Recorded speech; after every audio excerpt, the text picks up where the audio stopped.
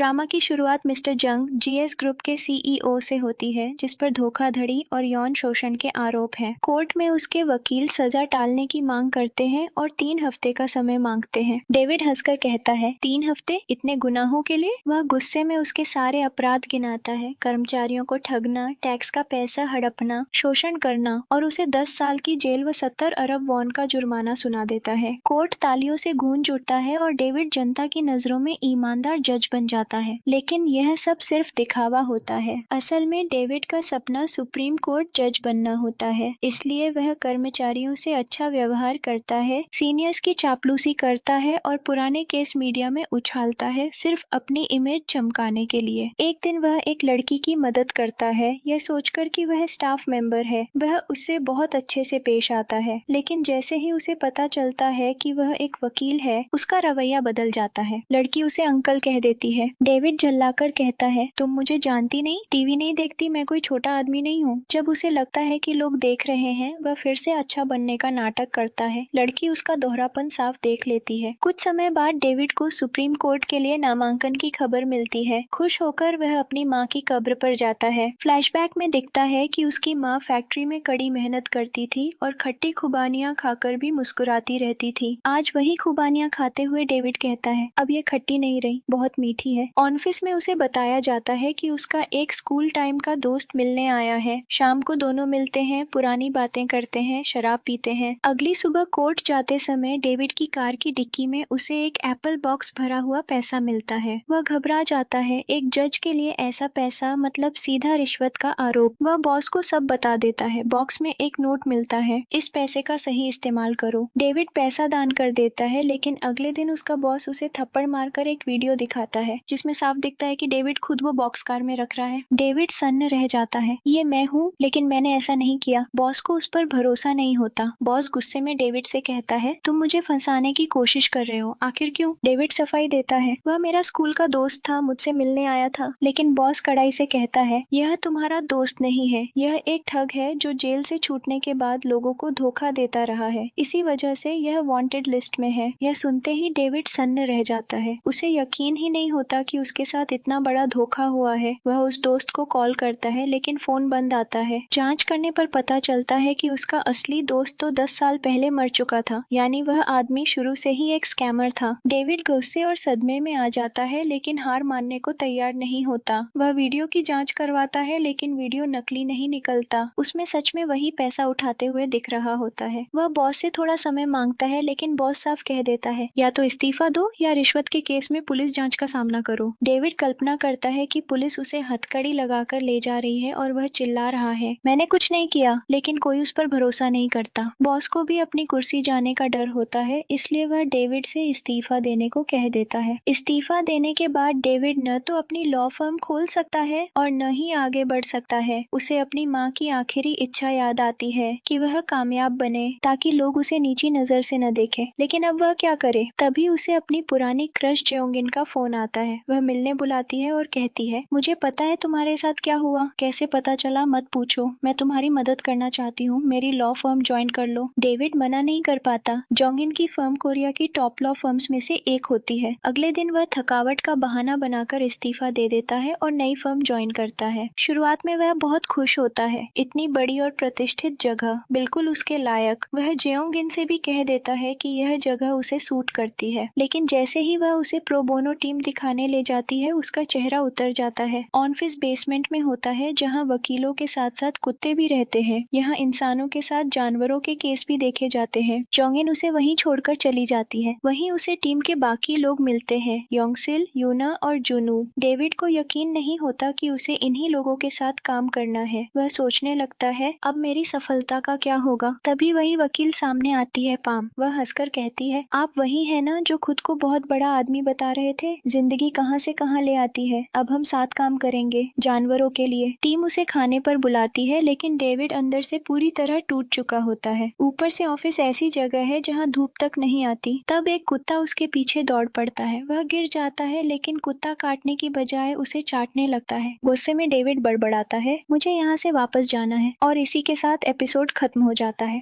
अगले एपिसोड की शुरुआत में डेविड गुस्से में जेन से पूछता है, तुमने मुझे यहाँ क्यों भेजा? मुझे मेरी हैसियत का काम दो। जोंगिन उसे साफ एहसास दिला देती है कि अब वह काम नहीं चुन सकता, फिर उसे मीटिंग का बहाना बनाकर भेज देती है। डेविड सोचने लगता है कि इतनी बड़ी लॉ फर्म आखिर एक ऐसी टीम क्यों चला रही है जो मुफ्त में काम करती है। जरूर इसके पीछे कोई वजह है। इधर पहला केस सामने आता है, एक कुत्ते बायोल का। उसकी पुरानी मालकिन ने उसे बुरी हालत में छोड़ दिया था। एक लड़की सयन ने उसे बचाया और कैफे के मालिक को दे दिया। अब 1.5 साल बाद पुरानी मालकिन उसे वापस मांग रही होती है। डेविड झुंझलाकर सोचता है, मैं इतने बड़े बड़े केस लड़ चुका हूँ और अब कुत्ते का केस। वह टीम के बारे में जानकारी निकालने लगता है और जूनियो से बात करता है। उसे पता चलता है कि यह टीम तब बनी थी जब जेओंगिन CEO बनी थी। उसकी पोजीशन अभी पक्की नहीं थी, इसलिए उसने पब्लिक इंटरेस्ट केसों के लिए प्रो बोनो टीम बनाई ताकि फर्म की छवि सुधरे। जोंगिन चाहती थी कि यह टीम अच्छा परफॉर्म करे, इसलिए उसने डेविड को भी शामिल किया। टीम की रेटिंग सिर्फ 20% थी। डेविड उसे डील ऑफर करता है, मैं इसे 50% तक पहुंचा दूंगा, बदले में 1 साल बाद मुझे सुप्रीम कोर्ट जज की पोजीशन चाहिए। काफी सोच विचार के बाद जेओंगिन मान जाती है, लेकिन 70% की शर्त पर। डेविड को लगता है यह नामुमकिन नहीं है। इधर टीम इस बात को लेकर परेशान रहती है कि बायोल को उसकी पुरानी मालकिन से कैसे बचाया जाए। उनकी बातचीत सुनकर कैंग गुस्से में काम पर चिल्लाता है, यहाँ कमजोरी नहीं चलेगी, हमें हर हाल में जीतना होगा। पुलिस स्टेशन में बैल के केस को लेकर सब मौजूद होते हैं, तभी उसकी असली मालकिन वहाँ पहुँचती है और सयान को जोरदार थप्पड़ मार देती है। वह चिल्लाती है, तुमने मेरा कीमती कुत्ता क्यों चुरा लिया। वह सयान पर इल्जाम लगाती है, जबकि उसी ने बैल की जान बचाई थी। तुम जानते भी हो वह कितना महंगा है। कांग आगे आकर कहता है, मैं इनका वकील हूँ, बिना सबूत आप ऐसे आरोप नहीं लगा सकती। औरत अकड़ में कहती है, तुम जानते हो मैं कौन हूँ। कांग शांत लेकिन सख्त जवाब देता है, जो भी हो यहाँ नहीं, अपने घर में सोचिए। पाम उसे रोकती है, डरती है कि मामला और बिगड़ सकता है। कांग पलटकर कहता है, आपने अपने कुत्ते को छोड़ दिया था, न कॉलर था न पहचान, इतने समय बाद अब याद आया। वकील म्यूंग वहाँ पहुँचता है। उसे देखकर कैंग चौंक जाता है। वे पहले साथ ट्रेनिंग कर चुके थे, लेकिन म्यूंग एक बदनाम और भ्रष्ट वकील था। कांग समझ जाता है यह केस आसान नहीं है, क्योंकि लड़की एक विधायक की बेटी है। म्यूंग धमकी देता है कि सबूत न हुए तो वह गढ़ लेगा। पैम घबरा जाती है, लेकिन कैंग शांत रहता है। अगली सुनवाई में देखेंगे। कोर्ट में पैम पहली बार जाती है। कैंग उसे हिम्मत देता है, फिल्मों जैसा बोलना, लेकिन पूरे भरोसे से। पैम जोश में बोलती है, लेकिन जज टोक देता है, यह हॉलीवुड नहीं कोरिया है, सीट पर बैठकर बात करें। जज अगली तारीख देने ही वाला होता है कि कैंग एक खास शख्स को बुलाने की मांग करता है, एक पूर्व चीफ जस्टिस। उसकी मौजूदगी से पूरा केस पलट जाता है। जज खुद को अलग कर लेता है, क्योंकि वह सीनियर जज को जज नहीं कर सकता। अब नया जज आता है, जज चॉय। वह सख्त है लेकिन निष्पक्ष। दूसरी तरफ म्यूंग एक गवाह पेश करता है, जो दावा करता है कि सायन ने बाल का कॉलर नदी में फेंका था। कैंग उससे बार बार सवाल करता है। डर के मारे वह रोने लगती है। तभी सच सामने आता है। वह collar anti bark electric collar था, जो भौंकने पर झटका देता था। सयान बताती है कि उसने बाल को दर्द से बचाने के लिए कॉलर उतारकर फेंक दिया था। कैंग खुद कॉलर पहनकर देखता है और झटका लगते ही समझ जाता है कि जानवर पर क्या बीती होगी। सबको एहसास होता है कि बैल को लगातार टॉर्चर किया गया था। कैफे मालिक बताता है कि उसकी पोती की मौत के बाद बैल ने उसकी जिंदगी बदल दी थी। उसने कुत्ते का नाम उसी के नाम पर रखा था। अब टीम को डर है, अगर गवाह कोर्ट में आ गया तो सब खत्म हो जाएगा। पाम हिम्मत जुटाकर कहती है, हम जीतेंगे, आपने मुझे भरोसा दिया था। पूरी टीम जुट जाती है। यूना नौकरानी से सच उगलवाती है। चूनू नदी में कॉलर ढूंढता है। अगली सुनवाई में नौकरानी मान लेती है कि मालकिन बाल से नफरत करती थी। उसकी बेटी के जिद करने पर ही कुत्ता वापस मांगा गया था। पाम अदालत में साफ कहती है, जानवर किसी की प्रॉपर्टी नहीं होते, वे जिंदा होते हैं। हमने बाल की जान बचाई। फिर वह जज से पूछती है, अगर आप उसकी जगह होते तो क्या आप उसे फिर उसी जालिम मालिक के पास भेजते। अब माहौल पूरी तरह इमोशनल हो जाता है। सबके मन में एक ही सवाल था, क्या सायन सच में अपराधी है। लेकिन तभी मयांग CCTV फुटेज दिखाता है। वीडियो में साफ दिखता है कि नौकरानी ने अपनी मालकिन का हार चुराया था। वजह, उसे बिना पैसे दिए नौकरी से निकाल दिया गया था। मयांग इसे ऐसे पेश करता है जैसे नौकरानी अपनी मालकिन से नफरत करती थी और इसलिए अदालत में झूठ भी बोल सकती है। वह पैम से कहता है, आपका भाषण भावुक था, लेकिन कोर्ट में शब्द नहीं सबूत चलते हैं। अब सारी मेहनत बेकार जाती दिख रही थी। टीम पूरी तरह टूट चुकी थी। तभी जून भागता हुआ आता है। उसे कॉलर मिल गया था, लेकिन वह टूटा हुआ था, सबकी नजरों से बाहर मिला था। कोर्ट में इसका कोई फायदा नहीं था। सबके मन में डर बैठ गया, क्या केस यहीं खत्म हो जाएगा। ब्रेक के बाद सुनवाई दोबारा शुरू होती है। अब कंग आखिरी दांव खेलता है। वह लैरी को गवाह बनाता है और साथ में बायुल को भी कोर्ट में लाता है। पहले ब्यूल कैफे के मालिक के पास जाती है, लेकिन कुछ देर बाद अपने पुराने पुराने मालिक के पास लौटकर उसका हाथ चाटने लगती है। कांग कहता है, जानवर ऐसे ही होते हैं, मारो सताओ फिर भी मालिक से प्यार करते हैं। फिर वह उस औरत से पूछता है, क्या यह सच में आपका कुत्ता है? सब चौंक जाते हैं। सवाल अजीब था, लेकिन पैम समझ जाती है। कांग उसे बयान बदलने पर मजबूर करना चाहता है। कंग कॉलर दिखाता है। औरत घबरा जाती है, पानी पीती है। कांग दूसरा बोतल देता है। बोतल पर कुछ लिखा था। वह और ज्यादा डर जाती है और 5 मिनट का ब्रेक मांगती है। ब्रेक के बाद वही सवाल दोबारा। औरत तुरंत कह देती है, नहीं यह मेरा कुत्ता नहीं है, मैं गलत समझ बैठी थी, मैं केस वापस लेती हूँ। उसी पल बायुल जोर जोर से भौंकने लगती है। तभी सच सामने आता है। बोतल पर लिखा था, अपने पापा को कॉल करो। उसके पिता फोन पर चिल्लाते हैं, तुम पागल हो गई हो, जज कंग ने मुझे धमकाया है। अगर वोटर्स को पता चला कि तुम जानवरों को सताती हो तो मेरी राजनीति खत्म हो जाएगी। असल में कंग ने फेक एंटीबाग कॉलर बनवाया, जानबूझकर जज चॉय को केस में लाया, जो खुद जानवरों से प्यार करती थी। जज समझ चुकी थी कि औरत झूठ बोल रही है। फैसला सायन और कैफे मालिक के पक्ष में आता है। ब्यूला उन्हीं के साथ रहेगी। कोर्ट से निकलते वक्त जज हल्के मजाक में कंग पर गोलियां दागती है। यहीं एक बड़ा खुलासा होता है।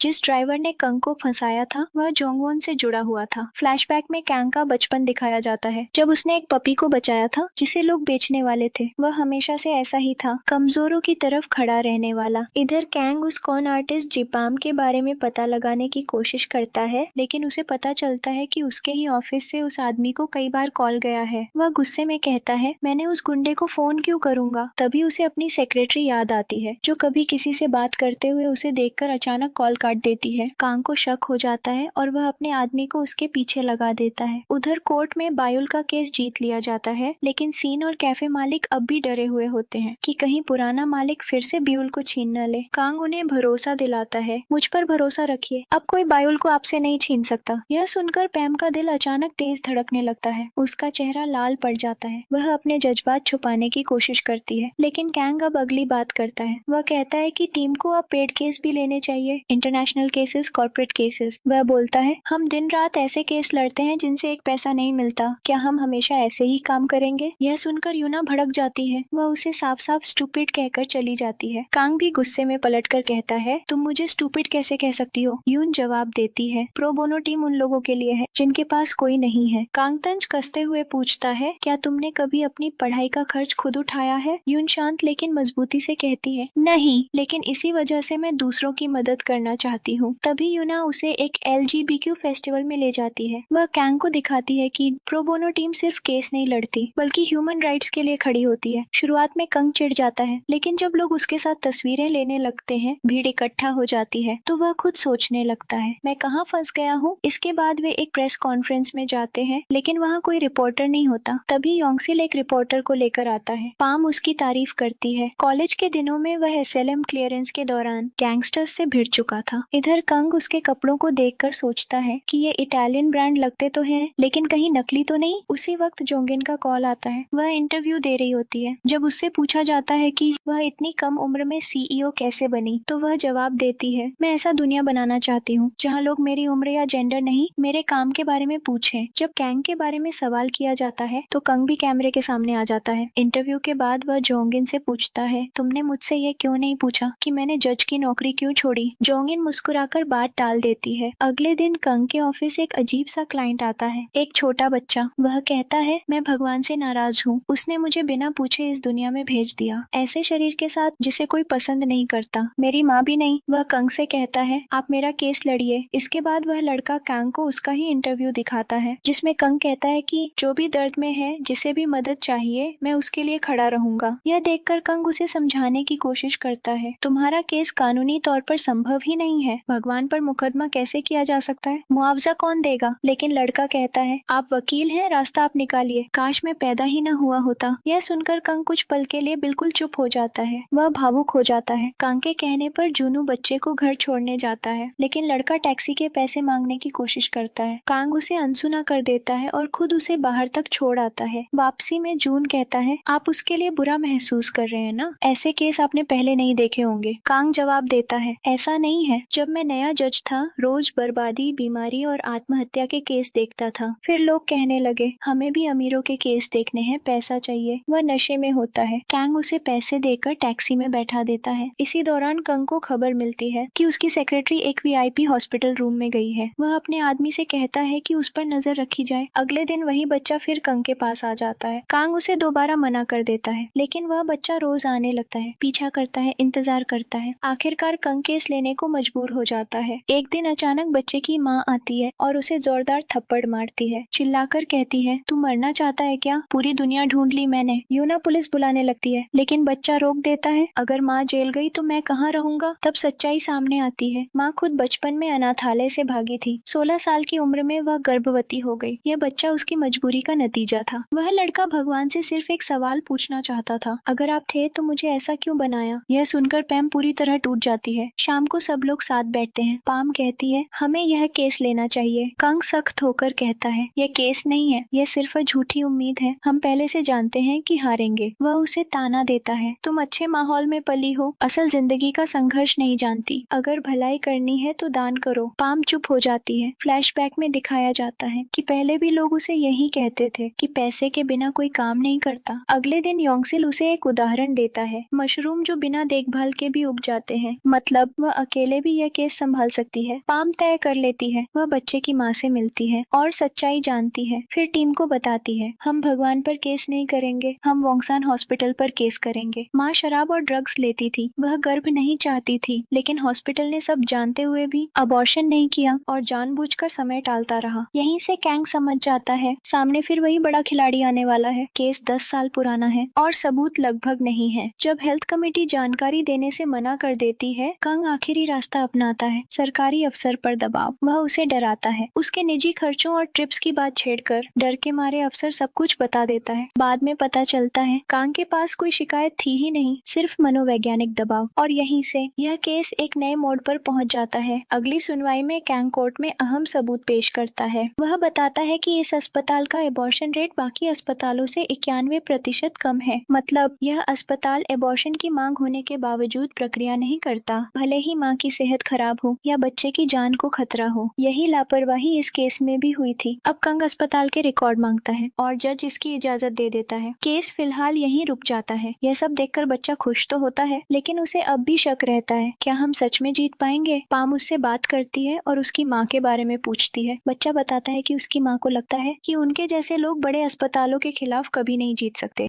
फिर भी अगली सुनवाई में उसकी माँ सोमिन कोर्ट पहुंचती है। कांग अस्पताल के रिकॉर्ड जमा करता है और कहता है अस्पताल की जिम्मेदारी थी कि वह चाइल्ड बर्थ के जोखिमों के बारे में पहले ही बताए, लेकिन जज रिकॉर्ड देखने के बाद कहता है यह साबित नहीं होता कि बच्चे की पैरालिसिस अस्पताल की वजह से हुई। जज आगे कहता है, हर जिंदगी बराबर है, चाहे इंसान अमीर हो या गरीब, बीमार हो या स्वस्थ, और इसी आधार पर केस डिसमिस कर दिया जाता है। टीम का माहौल टूट जाता है। पाम पूछती है, क्या अब कुछ नहीं किया जा सकता? कांग साफ कहता है, नहीं, हम इतनी आसानी से हार नहीं मानेंगे। खुद को संभालने के लिए पाम उसे अपने परिवार की बेकरी ले जाती है। वहाँ कंग को पता चलता है कि पैम के पिता वही टैक्सी ड्राइवर है जिससे वह पहले रूखा व्यवहार कर चुका था। उसे अपनी कही हुई बातें याद आती है, तुम संघर्ष नहीं समझ सकती। अब उसे गहरा पछतावा होता है। पाम की माँ कहती है, मुझे खट्टे मीठे खुबानी पसंद है, क्योंकि जिंदगी भी वैसी ही होती है। यह सुनकर कंग चौंक जाता है। उसकी माँ भी यही कहा करती थी। इसके बाद कंग केस में अपील करता है। इस बार नया जज होता है। कंग बड़ा दांव खेलता है। वह कहता है, अगर हर जिंदगी बराबर है तो अस्पताल के सीईओ को भी जवाब देना होगा, और वह सीधे हॉस्पिटल सीईओ मिस्टर चॉय को आरोपी बना देता है। पूरा कोर्ट सन्न रह जाता है। यह कैंग की पहले से बनाई हुई चाल थी। फिर एक फ्लैशबैक दिखाया जाता है जब पैम के पिता का केस चल रहा था और जज कंग ने ही उन्हें इंसाफ दिलाया था। वह सुन नहीं सकते थे तो कैंग इशारों में उन्हें जीत की खबर देता है। कैंग अब अस्पताल के सीईओ मिस्टर चॉय को सीधे कोर्ट में घसीटने की तैयारी कर चुका है। पाम उसे समझाने की कोशिश करती है, तुम पागल हो गए हो क्या? इतना बड़ा कदम क्यों उठा रहे हो? लेकिन कैंग साफ कहता है, अगर लोगों का ध्यान इस केस पर नहीं गया तो यह केस दबा दिया जाएगा। हमें लोगों को सुनाना होगा और इसके लिए हमें प्रेस कॉन्फ्रेंस करनी पड़ेगी। जॉन सवाल करता है, प्रो बोनो टीम की प्रेस कॉन्फ्रेंस में आएगा कौन? यही कंग एक बड़ा दांव खेलता है। वह उस बच्चे को रिपोर्टर्स के सामने ले आता है। प्रेस कॉन्फ्रेंस में कंग पूरे आत्मविश्वास के साथ बच्चे की कहानी सुनाता है। वह कहता है कि बच्चा बेहद स्मार्ट है, ऑनलाइन गेम का मास्टर है और जिंदगी से हार मानने वाला नहीं है। एक रिपोर्टर उसका गेम आईडी पूछता है और हैरान रह जाता है। वाकई बच्चा टॉप लेवल प्लेयर होता है। बच्चा मासूमियत से कहता है, मेरे पास बहुत समय है, इसलिए गेम खेलता रहता हूँ। कॉन्फ्रेंस के बाद बच्चा पैम से पूछता है, मैंने सही किया ना? लोगों को मुझ पर दया आ गई होगी। पाम उसे समझाती है, तुम पर दया नहीं, तुम तुम्हारी सच्चाई दिखी है। वह उसकी माँ के शब्दों को समझाती है। Life is like a box of chocolates, मतलब उम्मीद कभी झूठ नहीं होती, वह बस जीने की ताकत देती है। लेकिन इसी बात पर पाम और कंग के बीच टकराव हो जाता है। पाम गुस्से में कहती है, तुम बच्चे को अपने पीआर के लिए इस्तेमाल कर रहे हो। कांग जवाब देता है, अगर मैंने यह नहीं किया होता तो केस यहीं खत्म हो जाता। पाम को लगता है कि कैंग ये सब अपने फायदे के लिए कर रहा है। नाराज होकर कंग कह देता है, अगर तुम्हें मेरे साथ काम नहीं करना तो टीम छोड़ सकती हो, मुझे यह टीम जीतती हुई चाहिए। इसके बाद कांग जोंगिन से मिलता है। वह उसे चेतावनी देती है, सीईओ को कोर्ट में घसीटना फर्म के लिए खतरनाक हो सकता है, लाइन क्रॉस मत करो। कंग पलटकर पूछता है, और अगर कर दी तो? जवाब में जोंगिन उसे फैक्ट्रीबरी केस में फंसाने का इशारा देती है और वीडियो वाले मामले को टाल देती है। उसी रात कंग ऑफिस लौटता है और एक अजीब नजारा देखता है। पैम तलवार के साथ डांस कर रही होती है। वह बताती है कि अपने पुराने ऑफिस में हैरेसमेंट झेलने के बाद उसने स्ट्रेस निकालने के लिए सोडो डांस सीखा था। उधर बच्चा घर पर ऑनलाइन गेम खेल रहा होता है कि अचानक कोई उसका नाम लेकर बात करने लगता है। डर के मारे वह गेम बंद कर देता है। तभी उसकी माँ सोमिन आती है। वह इंटरव्यू देख चुकी होती है। गुस्से में कहती है, अगर मुझसे नफरत है तो मुझ पर ही केस कर दो। बच्चा पलटकर कहता है, तुम्हें भी अपने माता पिता से नफरत थी जिन्होंने तुम्हें छोड़ दिया था। माँ का हाथ उठते उठते रुक जाता है और वह चुपचाप चली जाती है। दूसरी सुनवाई में कंग डिसेबल्ड लोगों की जिंदगी की मुश्किलें बताता है। विरोधी वकील मोंग कहता है, दिक्कतें हैं लेकिन सुविधाएं भी तो हैं। कंग जज से कहता है, तो चलिए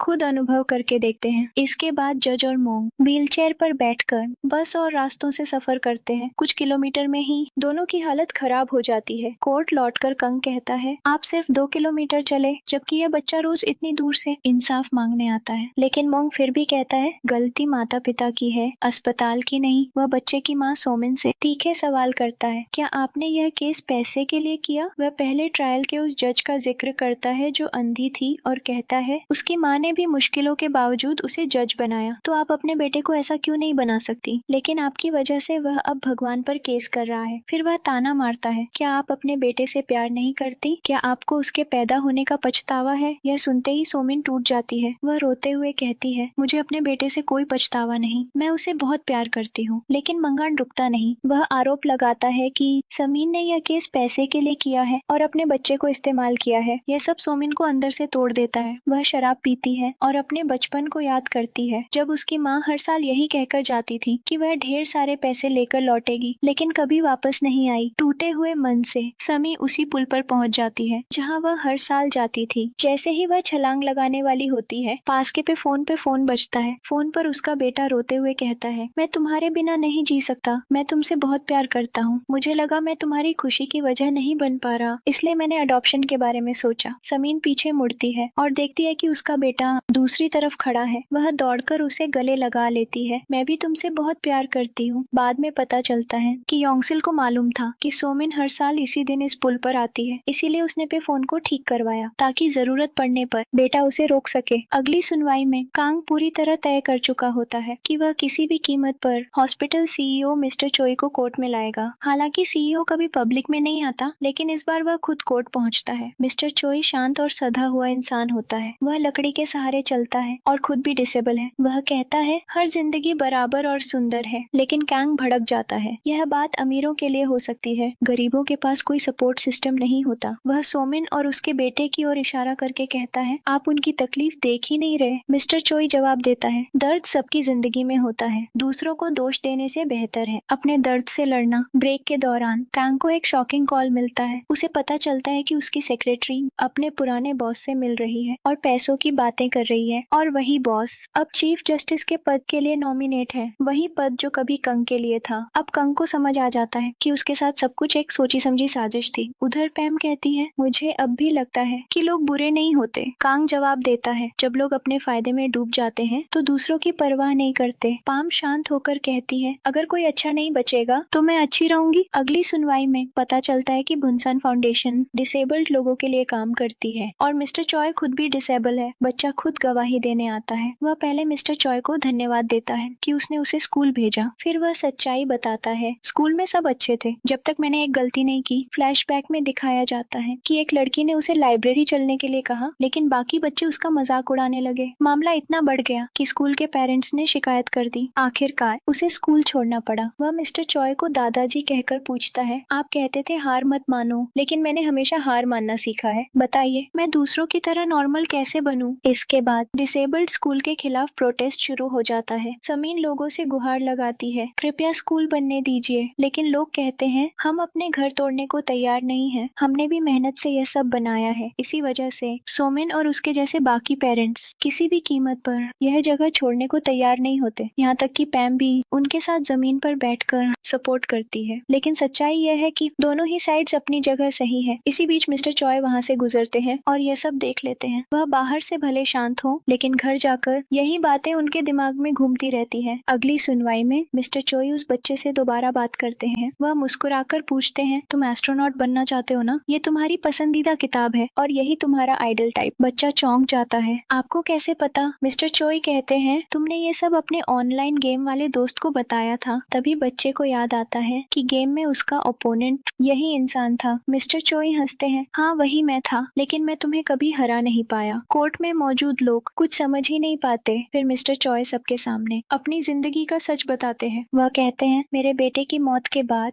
मैंने जीना छोड़ दिया था, काम से मुंह मोड़ लिया था। इसके बाद उन्होंने एंटी एबॉर्शन ग्रुप को सपोर्ट करना शुरू किया, यह सोचकर कि शायद किसी और की जिंदगी बच सके। फिर वह अचानक कहते हैं, मैं इस बच्चे को गोद लेना चाहता हूँ। पूरा कोर्ट सन्न रह जाता है, लेकिन बच्चा खुद सवाल करता है, किसने कहा मैं आपका बेटा बन रहा हूँ? मिस्टर चॉय सोमिन की तरफ देखते हैं और कहते हैं, क्या आप चाहेंगी कि मैं इसका पिता बनूं? इस बूढ़े इंसान को सहारा देगी? फिर वह वादा करते हैं, यह बच्चा दोबारा कभी यह सवाल नहीं करेगा कि वह ऐसा क्यों पैदा हुआ। पूरा कोर्ट तालियों से गूंज उठता है। केस वहीं खत्म हो जाता है। जाते जाते मिस्टर चॉय कहते हैं, पहले मुझे जान लो, फिर भरोसा करना। बच्चा मुस्कुराकर जवाब देता है, चाहे आप दादाजी बन जाएं, मैं गेम में आपको फिर भी नहीं जीतने दूंगा। मिस्टर चॉय आगे बताते हैं कि एंटी एबॉर्शन बजट से एक स्पेशल एजुकेशन स्कूल बनाया जाएगा। जब कैंग बच्चे से उसका गेम नेम पूछता है तो जवाब मिलता है हैंडसम कोचम। सब हंस पड़ते हैं, लेकिन तभी माहौल बदल जाता है। पाम को कंग की वही फेक ब्राइब वाली वीडियो मिलती है जिसमें लिखा है, उस पर भरोसा मत करो, उसने रिश्वत ली थी और उसी वजह से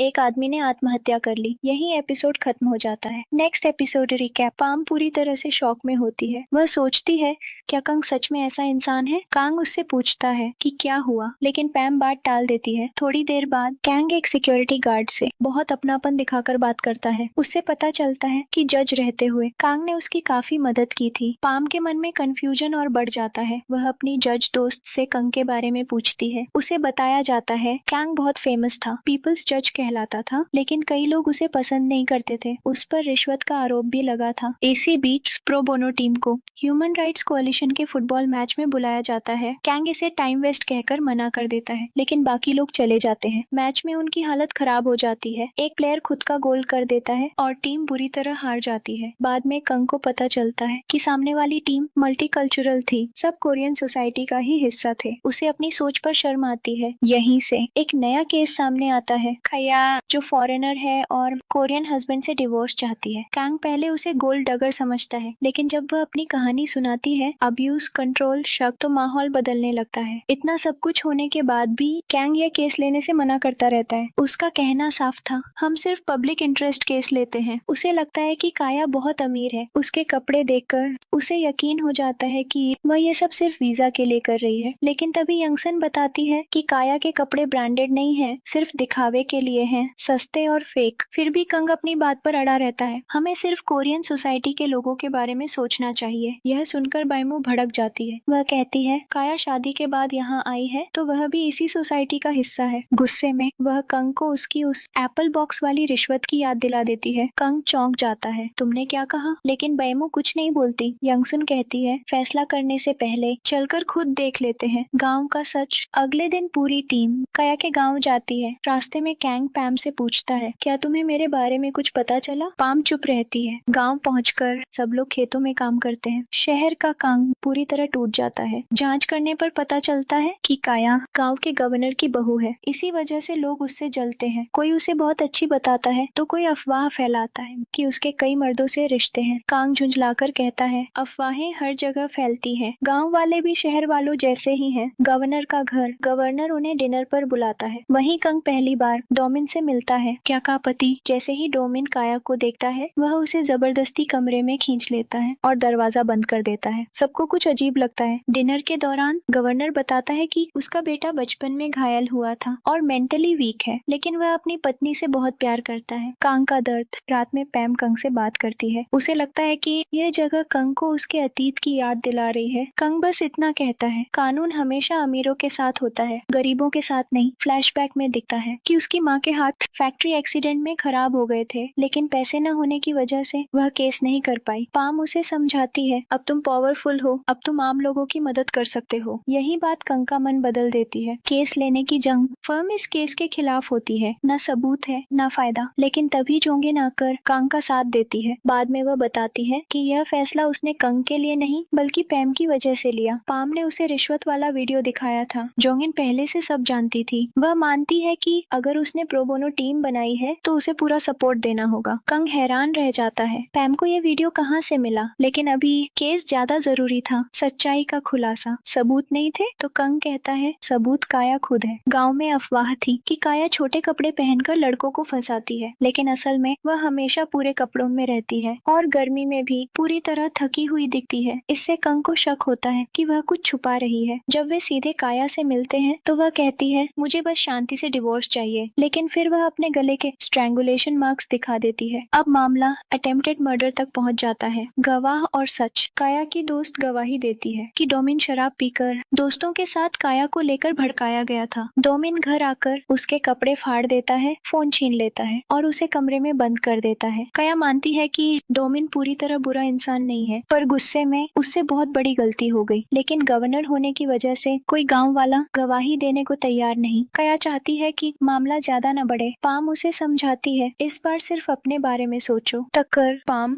कंग पर गुस्सा करती है, रिपोर्टर्स को मत बताओ, मामला बिगड़ जाएगा। कांग कहता है, अगर आवाज नहीं उठाई तो डिवोर्स भी नहीं मिलेगा। वह पैम से रिश्वत वाले वीडियो के बारे में पूछता है, लेकिन पैम कहती है, अभी ट्रायल चल रहा है, बाद में बात करेंगे। दोनों के बीच दूरी बढ़ जाती है। अगली सुनवाई। कोर्ट में डोमिन कहता है, मैंने उसे मारा नहीं, बस गुस्से में पकड़ लिया था क्योंकि वह मुझे छोड़ने की बात कर रही थी। उसकी माँ भी चिल्लाती है, काया कभी हमारे साथ रहना ही नहीं चाहती थी। दूसरी तरफ से दावा किया जाता है कि काया सिर्फ अपना वीजा बचाने के लिए डोमिन को फंसा रही है। उनका कहना था, विवाह तो हो ही सकता है, लेकिन ये सब ड्रामा सिर्फ वीजा के लिए है। मामला तब और बिगड़ जाता है जब गांव का एक फार्मासिस्ट गवाही देता है कि घटना के बाद काया उसे बर्थ कंट्रोल पिल लेने आई थी, जबकि पूरा गांव चाहता था कि वह बच्चा पैदा करे। इससे यह साबित करने की कोशिश की जाती है कि काया झूठ बोल रही है और उसके गले के निशान नकली है। लेकिन कैंग साफ कहता है, कोई भी इंसान अपने गले पर ऐसे निशान खुद नहीं बना सकता। सच की परतें खुलती है। कांग गांव के विलेज हेड को गवाह बनाता है। फ्लैशबैक में दिखता है कि वह गवाही देने से डर रहा था। यंगसुन उसे समझाता है, वह जानता था कि काया और उसका परिवार कई साल जर्मनी में रहे, जहां उनके साथ आउटसाइडर्स जैसा व्यवहार हुआ। वही डर यहाँ भी था। गवर्नर से दुश्मनी लेने के डर से सब काया के खिलाफ खड़े थे। फिर एक और बड़ा खुलासा होता है, रात की सच्चाई। डॉक्टर बताते हैं कि उस रात काया बेहोश हो गई थी। डोंगविन उसे उठाकर रात में 3 किलोमीटर दूर एनिमल हॉस्पिटल ले गया। रास्ते में कोई टैक्सी नहीं थी। डॉक्टरों ने काया के शरीर पर चोटों की फोटो ली। ये मामूली चोटें नहीं थी। कांग को अब पूरा यकीन हो जाता है कि कुछ बहुत गलत हुआ है। चर्च में सच। काया कांग को चर्च ले जाती है और पूछती है, आपने क्यों कहा कि मेरे पति ने मुझे मारा? कांग कहता है, डोमिन बाएं हाथ से काम करता है, लेकिन चोटों के निशान दाएं हाथ वाले इंसान के हैं, और जो दवा तुमने ली थी वह बर्थ कंट्रोल नहीं, मॉर्निंग आफ्टर पिल थी। अब काया समझ जाती है कि कैंग सच तक पहुंच चुका है। उस दिन उसकी सास बाहर थी, पति देर से लौटा था। वह घर में सिर्फ अपने ससुर के साथ अकेली थी। सच सामने आ जाता है। गिरफ्तारी। कैंग काया के फादर इन लॉ को गिरफ्तार करवाता है। क्या टूट जाती है? वह नहीं चाहती थी कि डोमिन को चोट पहुंचे। वह बस शांति से यह जगह छोड़ना चाहती थी। पाम उसे समझाती है, तुम अपने पति से प्यार करती हो, लेकिन इस सच्चाई से उसे बचा नहीं सकती। आखिरी बार सजा सुनाए जाने से ठीक पहले म्यूंगहुन अचानक कोर्ट में आता है। अब वह फादर इन लॉ का वकील बन चुका था। वह दावा करता है, काया ने शादी से पहले बच्चा पैदा किया था, इसलिए शादी अवैध है और उसे रद्द किया जाना चाहिए। फ्लैशबैक में दिखता है, फादर इन लॉ ने काया के पेट के निशान दिखाकर 100 मिलियन वॉन की मांग की थी। प्रो बोनो टीम डर जाती है। अगर यह सच साबित हुआ तो काया का वीजा रद्द हो सकता है। यहीं पर एपिसोड खत्म होता है। अगला एपिसोड। कोर्ट में म्यूंगहुन शादी रद्द करने की मांग दोहराता है। क्या स्वीकार करती है? हाँ, मैंने बच्चा जन्म दिया था। फिर वह बताती है कि 13 साल की उम्र में उसे किडनैप कर 32 साल के आदमी ने रेप किया था। 14 साल में उसने बच्चे बच्चे को जन्म दिया और वह बच्चा उससे छीन लिया गया। कंग पलटकर पूछता है, क्या आपने अपनी शादी से पहले अपने हर रिश्ते की सच्चाई अपनी पत्नी को बताई थी? वह चुप हो जाता है। कांग कहता है, कानून कॉमन सेंस से बनना चाहिए। यह केस धोखे का नहीं, चाइल्ड सेक्सुअल अब्यूज विक्टिम का है। फैसला। जज फैसला सुनाता है, शादी रद्द नहीं होगी, क्या डिवोर्स ले सकती है और कोरिया में रह सकती है। काया टूटकर कांग को धन्यवाद देती है। एक विदेशी देश में पहली बार किसी ने उसके लिए इतनी मजबूती से आवाज उठाई थी। पाम कंग को बधाई देती है, आज आपने सच में पब्लिक इंटरेस्ट लॉयर की तरह काम किया। लेकिन आखिर में वही रिश्वत वाला वीडियो फिर से सामने आ जाता है और शक अभी भी जिंदा है। पैम को जॉबिन से पता चलता है कि कैंग और उसके बीच 70% विन लॉस का डील है। वह उलझ जाती है। एक तरफ कैंग सुप्रीम कोर्ट जज बनने की तैयारी कर रहा है और दूसरी तरफ कोर्ट में इतनी सच्चाई और जोश से लड़ता दिखता है। पाम चाहती है कि वह उस पर भरोसा करे, लेकिन हालात उसे रोक लेते हैं। इसी बीच मोंग फैसले के खिलाफ अपील दायर करता है। वह नया सबूत लाकर काया के अतीत को ही उसके खिलाफ खड़ा कर देता है। उसका दावा होता है कि काया अपने रेपिस्ट के साथ 9 महीने तक रही थी, इसलिए यह सेक्सुअल अब्यूज नहीं बल्कि एक तरह का रिश्ता था। फ्लैशबैक में दिखता है कि काया एक हफ्ते में भागकर घर लौटी थी, लेकिन उसके पिता ने समाज के डर से उसे उसी आदमी के पास वापस भेज दिया। वहाँ वह रोज मार खाती रही, अब्यूज सहती रही। प्रेगनेंसी के समय वह फिर भागी, लेकिन पिता ने घर में घुसने नहीं दिया। जंगल में उसने बच्चे को जन्म दिया और बच्चा उसे छीन लिया गया। कोर्ट में इस दर्द को शादी कहा जाता है। यह काया को अंदर से तोड़ देता है। इस बार जज मयांगान फैसला काया के खिलाफ देता है। डिवोर्स की जगह शादी एनल और 10 मिलियन वॉन का जुर्माना।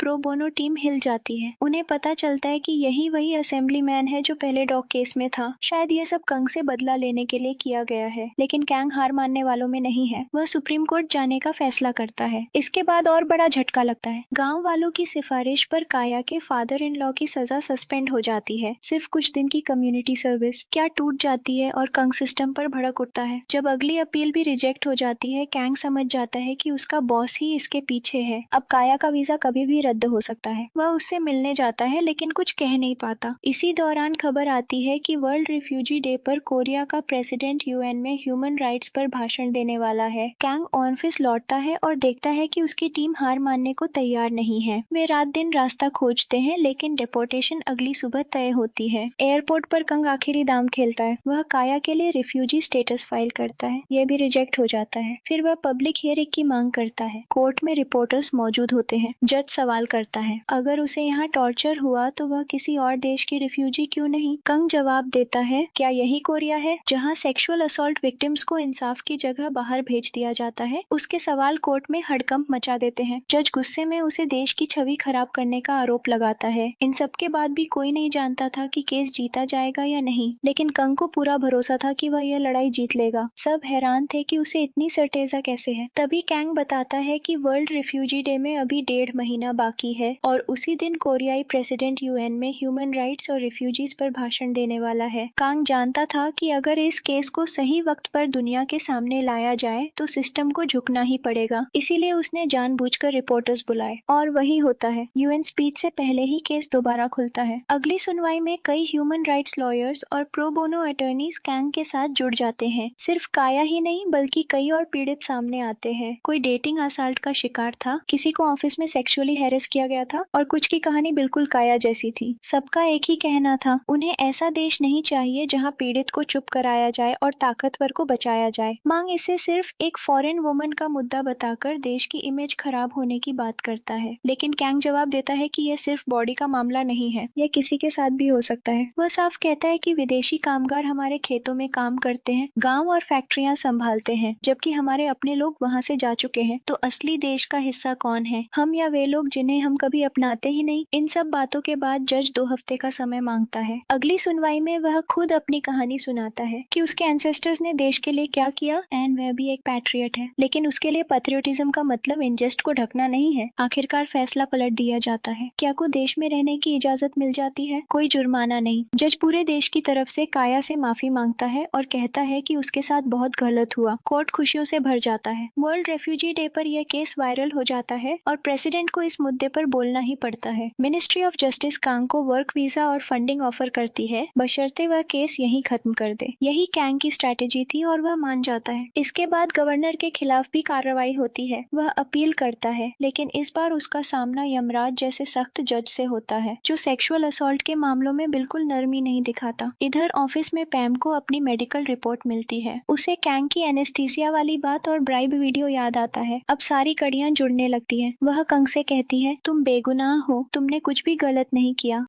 यह सुनकर आसपास मौजूद लोग हैरान हो जाते हैं और पूछते हैं कि क्या मतलब इनोसेंट, किस मामले में। तुरंत पैम बात को घुमा देती है और कहती है कि उसकी मेडिकल चेकअप रिपोर्ट नॉर्मल आई है, इसलिए वह बस खुश है। वह कहती है कि पहले उसे थोड़ा अजीब लग रहा था, लेकिन अब सब ठीक है। इसके बाद कंग उसे लेकर बाहर चला जाता है। बाकी टीम को यह सब बहुत अजीब लगता है, क्योंकि अब तक इन दोनों के बीच काफी डिफरेंसेस थे और अचानक एक दूसरे की इतनी चिंता। उधर दूसरी तरफ जोंगिन के डैड, जो चेयरमैन है, उसे साफ साफ कह देते हैं कि प्रोबोनो टीम को डिसबैंड कर दो। जोंगिन शॉक में पूछती है कि ऐसा क्यों? प्रोबोनो टीम से हमारी फर्म की पब्लिक इमेज सुधर रही है। लेकिन उसके डैड का कहना होता है कि इस टीम से कोई पैसा नहीं आ रहा और कंग के आने के बाद कंट्रोवर्शियल केसेस बहुत बढ़ गए हैं। अगर ये केसेस हाथ से निकल गए तो फर्म का नाम खराब होगा। इधर कंग को भी गुस्सा आता है। वह पैम से कहता है कि तुम पागल हो गई हो, सबके सामने रिश्वत वाली बात कहने वाली थी। तब पैम उसे पूरा सच बताती है। वह कहती है कि चेकअप के दौरान जब कंग को एनेस्थीसिया दिया गया था, वह लगभग 2 घंटे तक आधे होश में था। वह अजीब हरकतें कर रहा था, नर्स को धमका रहा था, लेकिन बाद में उसे कुछ भी याद नहीं था। पाम को तब समझ आता है कि ठीक ऐसा ही रिश्वत वाले दिन भी हुआ होगा। वीडियो में कंग पूरी तरह कॉन्शियस नहीं था और वह जब नशे में होता है तो कभी ऐसी स्माइल नहीं करता। इसका मतलब साफ था, कांग को जानबूझकर फंसाया गया था। पाम कहती है, अब मुझे तुम पर भरोसा है। अब हम एक टीम है और मिलकर सच बाहर लाएंगे। जब वे वापस ऑफिस आते हैं तो माहौल बहुत भारी होता है। कांग सोचता है कि शायद उन्हें किसी और टीम में ट्रांसफर किया जाएगा, लेकिन यूना बताती है कि उन्हें जॉब से निकालने का नोटिस आ चुका है। कांग सीधे चेयरमैन के पास जाता है। वह गुस्सा नहीं करता, बल्कि बहुत कामली बात करता है। पहले उन्हें थैंक्स कहता है, फिर पूछता है कि मुझे निकाल क्यों रहे हैं। चेयरमैन साफ कह देता है कि वह किसी करप्ट जज या लॉयर को फर्म में नहीं रखना चाहता। यानी उन्हें रिश्वत वाला वीडियो पता चल चुका था। उसी वक्त जोंगिन आ जाती है और समझ जाती है कि चेयरमैन को यह सब पहले से पता था। चेयरमैन को शक हो जाता है कि उसके सेक्रेटरी ने खबर दी है और वह उसे भी तुरंत निकाल देता है। जोंगिन अपने डैड को समझाने की कोशिश करती है, लेकिन वह कहता है कि पावर प्यार से नहीं, डर और जलन से मिलती है और कांग जैसे लॉसर्स फर्म की वैल्यू गिरा रहे हैं। यह सुनकर कंग साफ कहता है कि वह खुद को प्रूव करेगा। वह प्रपोज करता है कि प्रो बोनो टीम एक बड़ा केस लेगी और जीत कर दिखाएगी। अगर वे हार गए तो बिना ड्रामा किए फर्म छोड़ देंगे। चेयरमैन को गैम्बल पसंद था, इसलिए वह मान जाता है। कांग टीम के पास आकर सब बताता है। टीम डर जाती है क्योंकि वे गरीब लोगों के केसेस लड़ते हैं, न कि अमीर क्लाइंट्स के। लेकिन कंग कहता है, इस वक्त सबसे कमजोर हम हैं, तो हमें अपने लिए लड़ना होगा। उसी दौरान उन्हें कॉन्फ्रेंस में बुलाया जाता है और कांग के प्रॉमिस के मुताबिक एक बहुत अमीर क्लाइंट आती है। जैसे ही वह अंदर आती है, सब शॉक हो जाते हैं। शुरू एक्साइटमेंट में चिल्ला उठता है क्योंकि वह क्लाइंट कोई और नहीं कि पॉप आइडल एलिजा होती है। एलिजा की माँ प्रोबोनो टीम को देखकर खुश नहीं होती। वह कंपेयर करने लगती है बैक्सेंग लॉ फर्म से और पूछती है कि क्या सब लोग टॉप यूनिवर्सिटी से पढ़े हैं। कांग से भी पूछती है, लेकिन वह चुप रहता है, जिससे वह और नाराज हो जाती है। पार्टनर समझाता है कि ये वही टीम है जिसने फेमस डॉग केस लड़ा था। इस पर एलिजा की माँ ताना मारती है कि डॉग केस लड़ने वाले हमारा केस देखेंगे। कांग को गुस्सा आता है। वह बताता है कि वह फॉर्मर जज है, पीपल्स जज कहलाता था और उसके लाखों फॉलोअर्स हैं। पैम तुरंत ब्रेक का बहाना बनाकर कांग को बाहर ले जाती है और समझाती है कि एलिजा कितनी बड़ी सेलिब्रिटी है, उसके करोड़ों फॉलोअर्स हैं। मीटिंग में पता चलता है कि एलिजा पर फैन गर्ल्स के पेरेंट्स ने केस कर दिया है। उनका आरोप है कि एलिजा ने उनके बच्चों से बदतमीजी की, कैमरा तोड़ा, गालियां दी, जिससे बच्चे शॉक में हॉस्पिटल पहुंचे। अगर यह वीडियो बाहर आया तो एलिजा की इमेज खराब होगी, ब्रेन डील कैंसिल होंगी और करोड़ों का नुकसान होगा। वह वीडियो उसी टैक्सी ड्राइवर ने बनाया था जिसे वे लड़कियां रेंट पर लेकर आई थी। ऊपर से एक यूट्यूबर भी थी जो लगातार एलिजा के खिलाफ वीडियो बनाती रहती थी। कभी कहती कि उसने सर्जरी कराई है, कभी उसे फेक बताती है और लोगों को गुमराह करने का आरोप लगाती है। एलिजा की टीम चाहती थी कि यह सब किसी भी तरह रुक जाए। इसके बाद पूरी टीम डिनर पर जाती है। कोई भी पक्का नहीं था कि वे यह केस जीत पाएंगे या नहीं, लेकिन कंग बार बार एक ही बात कह रहा था, मैं थक चुका हूँ बोल बोल कर, लेकिन चाहे कुछ भी हो जाए हम जीतेंगे। यही जून उस पर भड़क जाता है। वह कहता है कि तुमने ऐसी शर्त क्यों लगाई। उसकी आवाज में डर था, क्योंकि यह नौकरी उसे बहुत मुश्किल से मिली थी। अगर टीम टूट गई तो वह कहाँ जाएगा। वह कंग को सुना देता है कि तुमने अपनी जिंदगी आराम से काटी है, इसलिए तुम्हारे लिए सब कुछ आसान है, लेकिन मेरे लिए यह नौकरी मेरी लाइफलाइन है। कांग शांत होकर जवाब देता है, मेरी टीम भी मेरे लिए लाइफलाइन है। तभी टीम को पता चलता है कि कांग को रिश्वत लेने के आरोप में नौकरी से निकाला गया था। सब शॉक में आ जाते हैं। उन्हें गुस्सा आता है कि यह बात पहले क्यों नहीं बताई गई, और ऊपर से पैम को यह सब पहले से पता था। थोड़ी देर सोचने के बाद टीम इस नतीजे पर पहुंचती है कि जब तक कैंग पर आरोप साबित नहीं होता वह उनके लिए मासूम है। हालांकि वे उससे नाराज थे कि वह उन्हें अपनी टीम मानता है, लेकिन पूरी सच्चाई नहीं बताता। यंगसिल कहता है कि मुझे पहले समझ नहीं आता था कि तुम इस टीम में क्यों आए, लेकिन अब लगता है कि तुम सच में मेहनत करते हो। कहीं न कहीं सबको यकीन था कि कंग ऐसा काम नहीं कर सकता। आखिरकार सब कुछ भूलकर वे सेलिब्रेट करते हैं। कैंग भी इमोशनल हो जाता है, क्योंकि उसने खुद अपनी टीम पर पूरा भरोसा नहीं किया था। अगले दिन वे नए केस की तैयारी शुरू करते हैं। तभी जोंगिन आती है और कहती है कि पहली मीटिंग में इंप्रेशन खराब हो गया था, इसलिए उसने दूसरी मीटिंग फिक्स करवाई है। वह पूरी टीम को शॉपिंग पे ले जाती है। उसका कहना था कि बैक्सिंग लॉ फर्म के खिलाफ लड़ना है तो बेस्ट दिखना भी जरूरी है। चंग कहती है कि कांग, मुझे लगता है तुम्हें सिर्फ पैम को साथ ले जाना चाहिए। एलाइजा की माँ को टीम की क्वालिफिकेशन पर शक है, लेकिन कांग साफ कह देता है, नहीं, मेरी पूरी टीम जाएगी। जब वे पूरी तैयारी के साथ मीटिंग में पहुंचते हैं तो देखते हैं कि बैक्सिंग की लीगल टीम पहले से वहाँ है। मंगहन भी मौजूद होता है, जो उनकी तरफ से पूरा होमवर्क करके आया था। उसी दौरान पैम बताती है कि जिस यूट्यूब चैनल ने एलाइजा के खिलाफ वीडियो डाले थे, उसने वह वायरल वीडियो पहले ही अपलोड कर दिया है। टैक्सी ड्राइवर ने यह वीडियो अपने फोन से बनाया और लड़कियों को भेजा था। असल में वह ड्राइवर सेलिब्रिटीज को स्टॉक करने के लिए टैक्सी का इस्तेमाल करता था, यानी वह कोई नॉर्मल इंसान नहीं था। इस वजह से उसे डील करना आसान नहीं था। यह मनघू के लिए भी झटका था, क्योंकि सेटलमेंट और वीडियो रोकने की जिम्मेदारी उसी की थी, और वह इस हिस्से में फेल हो गया था। मांगहुन एलाइजा की माँ को सलाह देता है कि एलाइजा को बहुत स्ट्रेस दिखाया जाए, जरूरत पड़े तो अस्पताल में एडमिट कराया जाए और लोगों के सामने इमोशनल होकर रोया जाए, ताकि फैंस को मना लिया जाए। तभी जून बताता है कि उन्होंने एलिजा के अपार्टमेंट का सीसीटीवी चेक किया था। उन्हें पता चलता है कि वे लड़कियां पहले भी आई थीं और वे एलिजा की फैंस नहीं थी, बल्कि उसे बुल्ली कर रही थी, उसका मजाक उड़ा रही थी और धक्का मुक्की भी कर रही थी। एलाइजा बताती है कि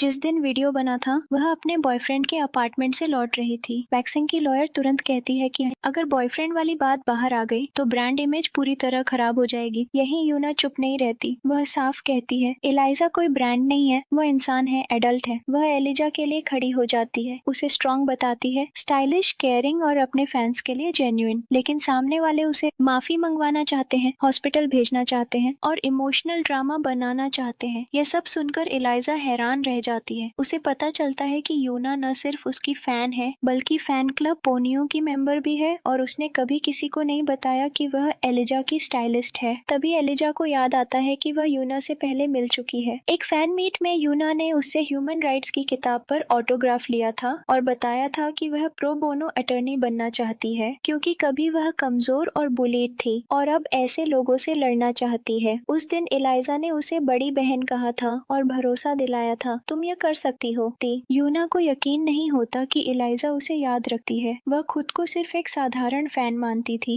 एलाइजा खुशी में उसे गले लगा लेती है और बाकी लोग यह पल चुपचाप देखते रह जाते हैं। अब इस केस की यूना बन चुकी थी, क्योंकि उसी के जरिए एलिजा का सच सामने आया था। कैंग को यह पहले से शक था। उसने यूना के जैकेट और माउस पैड पर फैन क्लब का लोगो देख लिया था। अगली कोर्ट हियरिंग में वह यूट्यूबर अपने लॉयर के साथ आती है। कैंग उसे पहचान लेता है। वह वही रिपोर्टर थी जो पहले उसका इंटरव्यू लिया करती थी और अब एक पॉपुलर यूट्यूबर बन चुकी थी। यूट्यूबर का लॉयर कोर्ट में वह वीडियो दिखाता है जिसमें एलाइजा गुस्से में लड़कियों को बुरा भला कहती है और बॉयफ्रेंड का मुद्दा उठाया जाता है। जवाब में पैम काउंटर वीडियो पेश करती है, जिसमें साफ दिखता है कि लड़कियां पहले एलाइजा को प्रोवोक कर रही थी और जानबूझकर परेशान कर रही थी। प्रो बोनो टीम साबित कर देती है कि यूट्यूबर का मकसद एलाइजा को बदनाम करना था। जेलसी में उसने फेक नैरेटिव बनाया और अपने वीडियोस पर मल्टीपल फेक अकाउंट से नेगेटिव कमेंट्स डाले, जबकि पॉजिटिव कमेंट्स असली व्यूअर्स और फैंस के थे। इसके बाद एलिजा विटनेस बॉक्स में आती है। वह इंजेंट के लिए माफी मांगती है और स्वीकार करती है कि उससे भी गलती हुई। वह नुकसान की भरपाई सफाई और भविष्य में ऐसा न होने का वादा करती है। फिर वह यूट्यूबर की तरफ देखकर कहती है, जो बातें तुम वीडियोस में मेरे बारे में कहती हो आज मेरे सामने कहो। तुम्हारी बातें सिर्फ मुझे नहीं मेरे फैंस को भी हर्ट करती है, जिन्हें मैं खुद से भी ज्यादा प्यार करती हूँ। कोर्ट में फैंस के सपोर्ट वीडियोस दिखाए जाते हैं जहाँ वे एलाइजा को स्ट्रॉन्ग बने रहने और उस पर भरोसा होने की बात कहते हैं। हालांकि केस अभी खत्म नहीं हुआ था, लेकिन यह एलाइजा और प्रोबोनो टीम की एक बड़ी मॉरल जीत थी।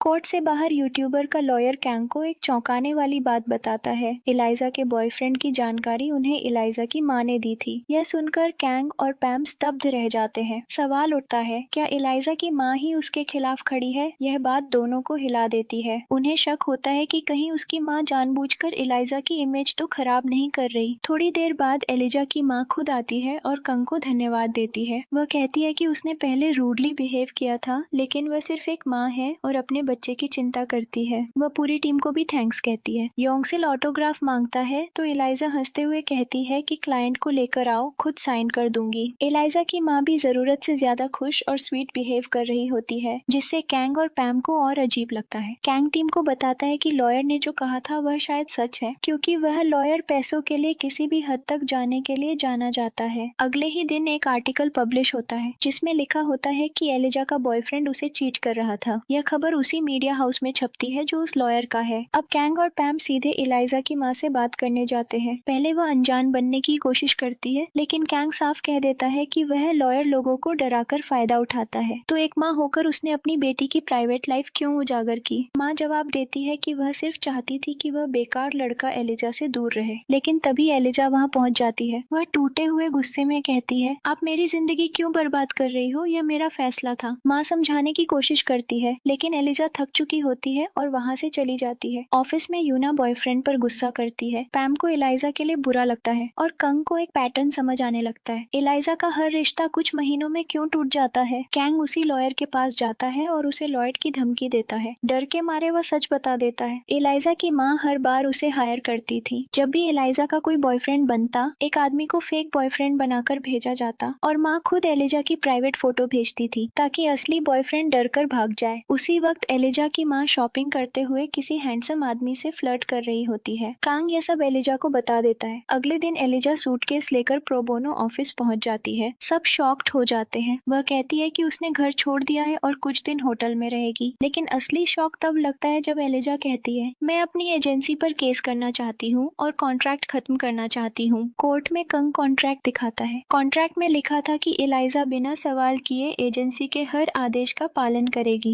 No social media, strict diet, zero responsibility from agency side. Eliza ने साइन जरूर किया था, लेकिन कॉन्ट्रैक्ट उसकी माँ ने दिया था। यह पूरा अग्रीमेंट ट्रस्ट पे बना था और वही ट्रस्ट तोड़ा गया। एलाइजा की माँ कोर्ट में चिल्लाकर खुद को सही ठहराने की कोशिश करती है। जज आदेश देता है कि एलिजा की इनकम, एक्सपेंस और अकाउंट रिकॉर्ड जमा किए जाएं। कैंग एलाइजा से कहता है कि अगर वह चाहे तो कोर्ट न आए, वह केस हैंडल कर लेगा। लेकिन एलिजा अकेलेपन से परेशान होती है। टैब योंगसिल उसे पैम के घर ले जाता है। वहाँ एलिजा बेकरी में पैम के पेरेंट्स की मदद करती है और साइन लैंग्वेज में बात करती है। वह बताती है कि उसने शूटिंग के दौरान साइन लैंग्वेज सीखी थी। टीम रात भर फाइल्स खंगालती है। कैंग सबके लिए नूडल्स लाता है। तभी एजेंसी के अकाउंट्स में गड़बड़ी पकड़ में आती है। नेक्स्ट हियरिंग में कांग एलाइजा के भाई को समन करता है और साबित करता है कि अलग अलग फंड बनाए गए थे। पैसा शेल कंपनी के जरिए बाहर भेजा गया और ऑडिट रिपोर्ट के अनुसार कंपनी के अकाउंट्स भरोसेमंद नहीं थे। सबसे शॉकिंग बात यह निकलती है कि एलाइजा के भाई ने उस पर लाइफ इंश्योरेंस भी ले रखा था। अगर एलाइजा के साथ कुछ भी होता तो उसका सबसे ज्यादा फायदा होप कंपनी के बेनिफिशियरी को होता और वह कोई और नहीं बल्कि उसकी अपनी बेटी सायन होती। यह बात सामने आते ही एलिजा की माँ गुस्से में बेटे को थप्पड़ मार देती है और कहती है कि उसने उसे धोखा दिया। असल में उसे ज्यादा गुस्सा इस बात का था कि उसका बेटा पकड़ा गया। इसी बीच सायान को भी दिखाया जाता है जो बीमार होती है और उसके शरीर पर रैशेस होते हैं। दूसरी तरफ पैम के पेरेंट्स की बेकरी में योंगसिल अपनी क्लाइंट हेज को लेकर आता है जो एलाइजा की बहुत बड़ी फैन है। एलाइजा को सामने देखकर हेज को यकीन ही नहीं होता। एलाइजा उसे गिफ्ट्स देती है और वहीं उसे पता चलता है कि हेज के अंकल ने उसके पेरेंट्स की छोड़ी हुई सारी संपत्ति हड़प ली थी। यह सुनकर एलिजा खुद को उस लड़की में देखने लगती है। वह बताती है कि उसकी माँ हमेशा कहती थी कि पैसे वह संभाल लेगी, इसलिए उसने कभी ध्यान नहीं दिया। अगली हियरिंग में कैंग एलाइजा के भाई पर केस करने का फैसला करता है, लेकिन तभी एलिजा की माँ सामने आकर सारा इल्जाम अपने ऊपर ले लेती है। फैमिली लॉ के अनुसार बच्चे अपने पेरेंट्स पर केस नहीं कर कर सकते और यही मोंग की चाल थी। इसके बाद जोंगिन के पिता कांग को बुलाते हैं और कहते हैं कि वह अपने ही क्लाइंट पर केस नहीं कर सकता। अगर उसने ऐसा किया तो वह उनकी शर्त हार जाएगा और प्रो बोनो टीम को खत्म कर दिया जाएगा। टीम के कुछ लोग डर के मारे पीछे हटने की बात करते हैं, लेकिन कैंग गुस्से में होता है। इतनी मेहनत के बाद वह एलिजा को कैसे छोड़ सकता है। इसी दौरान योंगसिल अपने क्लाइंट हेजी की कहानी सुनाता है, जिसका केस भी फैमिली लॉ की वजह से डिसमिस हो गया था। उसका अंकल न सिर्फ उसका पेंशन खा गया बल्कि उसे मारा भी। योंगसिल बताता है कि वह खुद भी अब्यूजिव परिवार से भागकर आया था। इस लॉ की वजह से फैमिली क्राइम्स को गंभीरता से नहीं लिया जाता। एलिजा कैंग से कहती है कि वह इस लॉ के खिलाफ एग्जाम्पल बनना चाहती है ताकि आगे किसी और के साथ ऐसा न हो। वह फीस देने को भी तैयार होती है, लेकिन कैंग मना कर देता है। कांग अपनी माँ की कब्र पर जाता है और तय करता है कि यह लड़ाई वह लड़ेगा, चाहे जीते या नहीं। चेयरमैन समझ जाता है कि प्रो बोनो टीम पीछे नहीं हटेगी। वह जोंगिन को थ्रेट करता है, लेकिन जोंगिन उल्टा उसे ब्लैकमेल कर देती है। उसके पास चेयरमैन के पुराने सेक्सुअल हैरेसमेंट केस और रग्ड अपील ट्रायल के सबूत होते हैं। चेयरमैन चुप हो जाता है। अब मामला नेशनल असेंबली तक पहुंचता है, लेकिन एलिजा के वहां जाने से पहले उसकी मां प्रेस कॉन्फ्रेंस करती है और झूठे आरोप लगाकर खुद को त्यागी मां साबित करने की कोशिश करती है। पूरा माहौल एलिजा के खिलाफ हो जाता है। नेशनल असेंबली में भी एलिजा की मां इमोशनल ड्रामा करती है। मांगन एलिजा पर तंज कसता है कि वह अपनी मां को सजा दिलाने के लिए लॉ बदलवा रही है। एलिजा चुप रहती है। यही कैंग समझ जाता है कि एलिजा सब जानती थी। उसकी मां ने उसे प्रोटेक्ट किया था, लेकिन उसी प्रोटेक्शन में उसका शोषण भी किया। एलिजा टूटकर रो पड़ती है और सच स्वीकार करती है। कांग फिर एलिजा की मां के नए बॉयफ्रेंड को बुलाता है और साबित करता है कि उसके अपार्टमेंट और खर्चे एलिजा के पैसों से किए गए थे, यानी मां ने अपनी बेटी को एटीएम बना लिया था। हेज और फैमिली लॉ के दूसरे विक्टिम्स एलिजा के समर्थन में खड़े होते हैं। एलिजा कहती है कि वह अपनी मां से नफरत नहीं करती, लेकिन वह पूरी जिंदगी पैसे की मशीन बनकर भी नहीं जी सकती। वह सिर्फ अपना कॉन्ट्रैक्ट खत्म करना चाहती है और यह बदलाव सबके लिए चाहती है। कान कहता है कि कानून को समय के साथ बदलना ही पड़ेगा, वरना इंसाफ मर जाता है। मैंगन एलिजा की मां का केस छोड़ देता है। टीम खुश होती है, भले ही उन्हें जीत का भरोसा नहीं होता। अगर हम हार भी गए तो ये शुरुआत होगी। 1 महीने बाद फैसला आता है। फैमिली लॉ की एक्सेप्शन हटाई जाती है। एलिजा की मां गिरफ्तार हो जाती है। जाते वक्त एलिजा टीम को धन्यवाद कहती है और तभी ऑफिस में एक आदमी आता है। वह कहता है कि एक जज ने उसके पिता को मरवा दिया था। वह जज कोई और नहीं, कंग था, और वह आदमी वही जी बॉम्ब निकलता है जिसने कंग को रिश्वत केस में फंसाया था।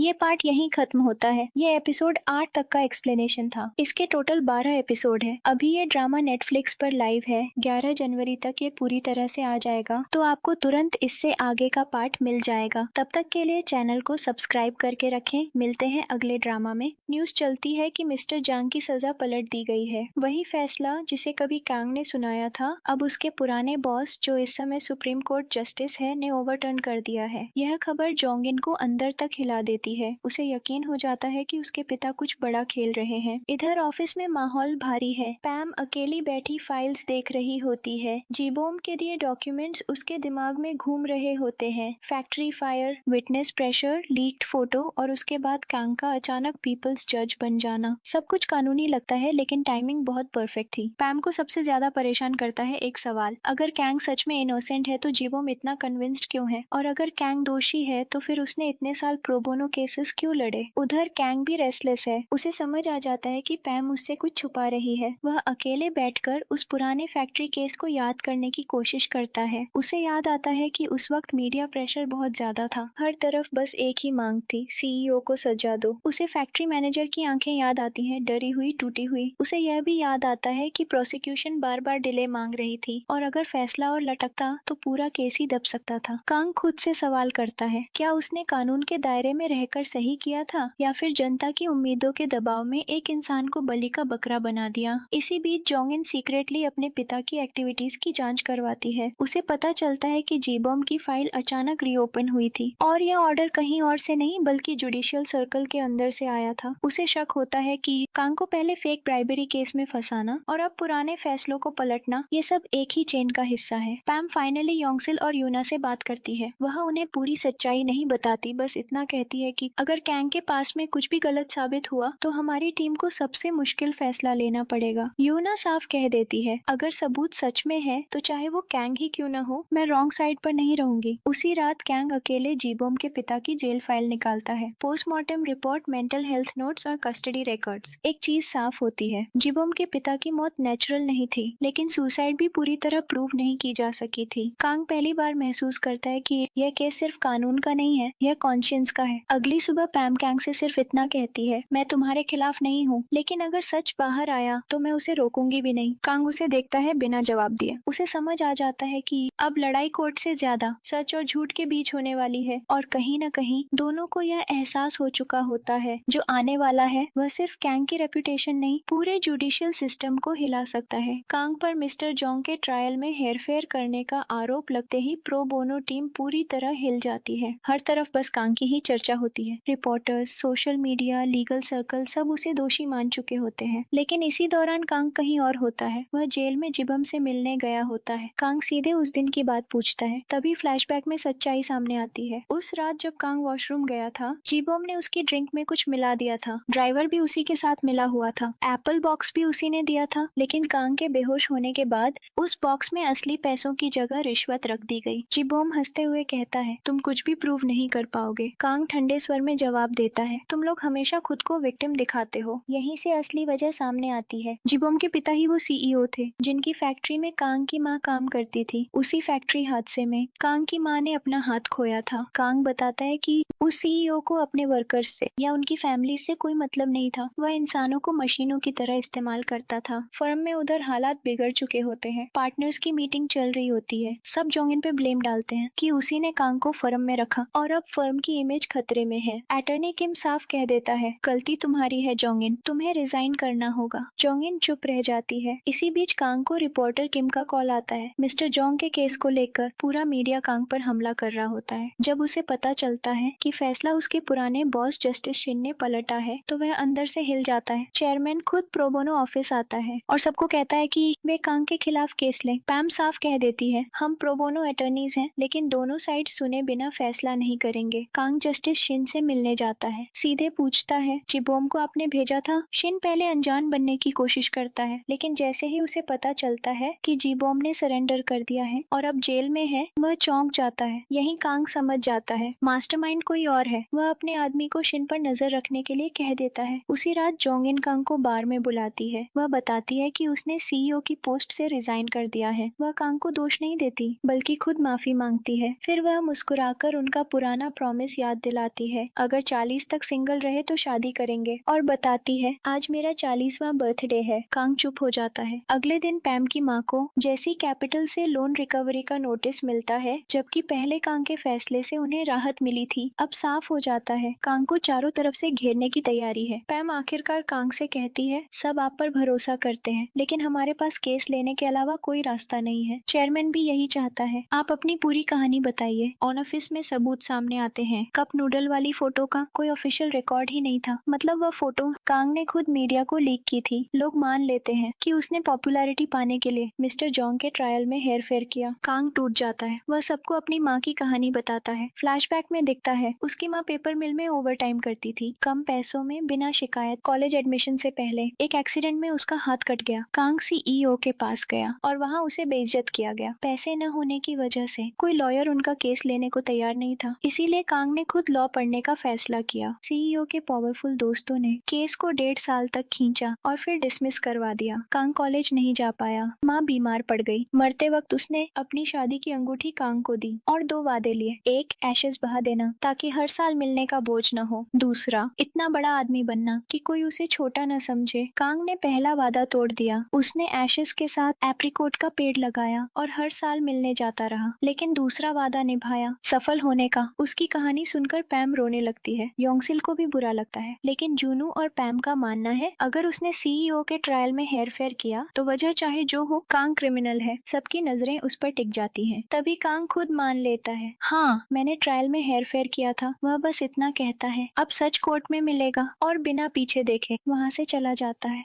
कांग ये मान लेता है कि जीबॉम के पिता के केस में उससे बड़ी गड़बड़ी हुई थी। इसके बाद उस पर अथॉरिटी मिसयूज का ट्रायल शुरू होता है। आरोप यह होता है कि उसने एक जज होते हुए अपनी पावर का गलत इस्तेमाल किया। कांग अपना केस खुद लड़ने का फैसला करता है। सामने प्रो बोनो टीम होती है, वही टीम जिसे वह कभी लीड किया करता था। जज पूछता है कि जब सभी लोग पहले एक ही टीम में थे और कांग उनका लीडर था, तो क्या इससे निष्पक्षता पर असर नहीं पड़ेगा? कांग बिना झिझक कह देता है कि वह रिजाइन कर चुका है और अब टीम से उसका कोई लेना देना नहीं है। इतना ही नहीं, वह जानबूझकर टीम को नीचा दिखाता है। कहता है कि यह केस बेहद कमजोर है, ये लोग उसके स्टैंडर्ड्स तक के नहीं हैं और जब वह टीम में था तो सारा बर्डन उसी पर रहता था। ट्रायल के बाद प्रो बोनो टीम के सभी लोग गुस्से में आ जाते हैं। उन्हें लगता है कि कांग ने उनका अपमान किया है, लेकिन योंगसिल समझ जाता है कि कांग यह सब जानबूझकर कर रहा है ताकि टीम इमोशनल होकर गलती करे। वह सबको याद दिलाता है कि उन्हें सिर्फ अपनी प्रिपरेशन पर ध्यान देना है। यूना कांग को देखकर कहती है कि वह पहले ऐसा नहीं था और अब बहुत बदल गया है। इसी दौरान यूना को पता चलता है कि इस ट्रायल के जज गोंग और कांग का पुराना रिश्ता है। एक बार डिनर के दौरान जज गोंग ने ज्यादा शराब पी ली थी और नशे में जज जे को थप्पड़ मार दिया था। उस वक्त कांग ने मामला संभाल लिया था। इसी वजह से जज गोंग हर मौके पर कांग का पक्ष ले रहा होता है और ऐसा लगने लगता है कि ट्रायल एकतरफा हो जाएगा। लेकिन प्रो बोनो टीम वही चाल चलती है जो उन्होंने कभी खुद कांग से सीखी थी। पैम बीच सुनवाई में एक नए जज को लेकर आती है, ठीक वैसे ही जैसे कभी कांग ने एक केस में किया था। यह नया जज मौजूदा जज का ससुर निकलता है। फ्लैशबैक में दिखाया जाता है कि योंगसिल उस जज के पास रेयर वाइल्ड मशरूम लेकर गया था, जिसे वह जज लंबे समय से ढूंढ रहे थे। जज वाइल्ड मशरूम क्लब के मेंबर थे। बदले में योंगसिल ने उनसे रिक्वेस्ट की थी कि वे कोर्ट में एडिशनल काउंसिल के तौर पर आए। इसी वजह से सुनवाई टाल दी जाती है। अगली सुनवाई में नया जज जज ओह आता है। यही वही जज होता है जिसे कभी कांग ने रिप्लेस करवाया था और जो मंग का करीबी था। अब माहौल पूरी तरह कांग के खिलाफ हो जाता है, लेकिन कांग चुप नहीं बैठता। वह अचानक बीमार होने का बहाना बनाता है, डॉक्टर का नोट दिखाता है और कहता है कि उसकी अपनी टीम ने उस पर झूठे आरोप लगाए हैं। वह जज के पुराने मामलों का हवाला देता है और कहता है कि जब आपने पहले ऐसे डिफेंडेंट्स की बात मानी है तो मेरी भी मानिए। मजबूरी में हियरिंग फिर पोस्टपोन हो जाती है। बाहर निकलते हुए कांग सबको अपना ध्यान रखना कहता है, व्हील चेयर से उठता है, हंसता है और आराम से चला जाता है। अगली सुनवाई में जूनो पूरी तैयारी के साथ आता है। वह कांग का work location preference form court में सबमिट करता है। इस फॉर्म से साफ होता है कि कांग ने जानबूझकर उस डिस्ट्रिक्ट में काम करने का ऑप्शन चुना था जहां पेपर मिल का सीईओ रहता था। जूनो आरोप लगाता है कि कांग की उस सीईओ से पर्सनल दुश्मनी थी और इसी वजह से वह उसके खिलाफ सबूत इकट्ठा कर रहा था। कांग तुरंत एविडेंस की मांग करता है। तब जूनो कहता है कि वह फायर केस के प्रोसिक्यूटर को विटनेस के तौर पर बुलाएगा। ब्रेक के दौरान यूना को शक होता है कि जूनो को इतनी सेंसिटिव जानकारी आखिर मिली कहां से। बाद में वह पता लगा लेती है कि ये एविडेंस चेयरमैन के जरिए आया है और जूनो अपनी जॉब सिक्योर करने के लिए उसके लिए काम कर रहा था। दूसरी तरफ खुलासा होता है कि जोंगिन ने अपने पिता चेयरमैन को बचपन के अब्यूज की वजह से ब्लैकमेल किया था। जब जोंगिन 4 साल की थी और चेयरमैन की बात नहीं मानती थी तो उसे कमरे में बंद कर दिया जाता था। इसी वजह से जोंगिन ने अपने पिता के खिलाफ जाने की हिम्मत की। उसी के बदले चेयरमैन ने प्रो बोनो टीम को मजबूर किया कि वे कांग के खिलाफ केस ले। चेयरमैन साफ धमकी देता है कि अगर टीम कुछ साबित नहीं कर पाई तो पूरी टीम को निकाल दिया जाएगा। जोंगिन और बहस नहीं करती, अपना रिजाइन लेटर आगे बढ़ा देती है और कहती है कि वह वापस जरूर आएगी। ट्रायल में प्रोसिक्यूटर गवाही देता है कि कांग ने उस पर सीईओ को फंसाने का दबाव डाला था। इसके बाद जीबॉम बयान देता है। वह मानता है कि उसके पिता अच्छे इंसान नहीं थे और पैसों से प्यार करते थे, लेकिन वे कातिल नहीं थे। वह कहता है कि आग एक हादसा थी। फिर वह सीधे कांग पर बदले में अपने पिता को मरवाने का आरोप लगाता है। कांग एक दिन की और सुनवाई मांगता है। डिनर के दौरान टीम का माहौल भारी रहता है। यूना सच बता देती है कि फर्म ने जज से डील की है और जूनो चेयरमैन के लिए काम कर रहा था। जूनो मान लेता है कि अटॉर्नी बे ने उसे धमकी दी थी और वह वहां से चला जाता है। अगली सुनवाई में सबको लगता है कि कांग अकेले केस लड़ेगा, लेकिन तभी जोंगिन कोर्टरूम में उसकी अटॉर्नी बनकर आती है। वह साबित करती है कि जज इन्वेस्टिगेशन के दौरान प्रोसिक्यूटर पर दबाव नहीं डाल सकता। वह प्रोसिक्यूटर और सीईओ की दोस्ती दिखाती है और बताती है कि इन्वेस्टिगेशन बायस थी। पाम को पता चलता है कि कांग वही जज था जिसने उसके परिवार की मदद की थी। वह उससे सच जानना चाहती है, लेकिन कांग कहता है कि सच वही होता है जो जीतता है और उसे हराने की चुनौती देता है। अंतिम सुनवाई में पैम कांग से उसकी मां के एक्सीडेंट को लेकर सवाल करती है। अचानक कांग खुद कबूल कर लेता है कि उसने अपनी मां के बदले के लिए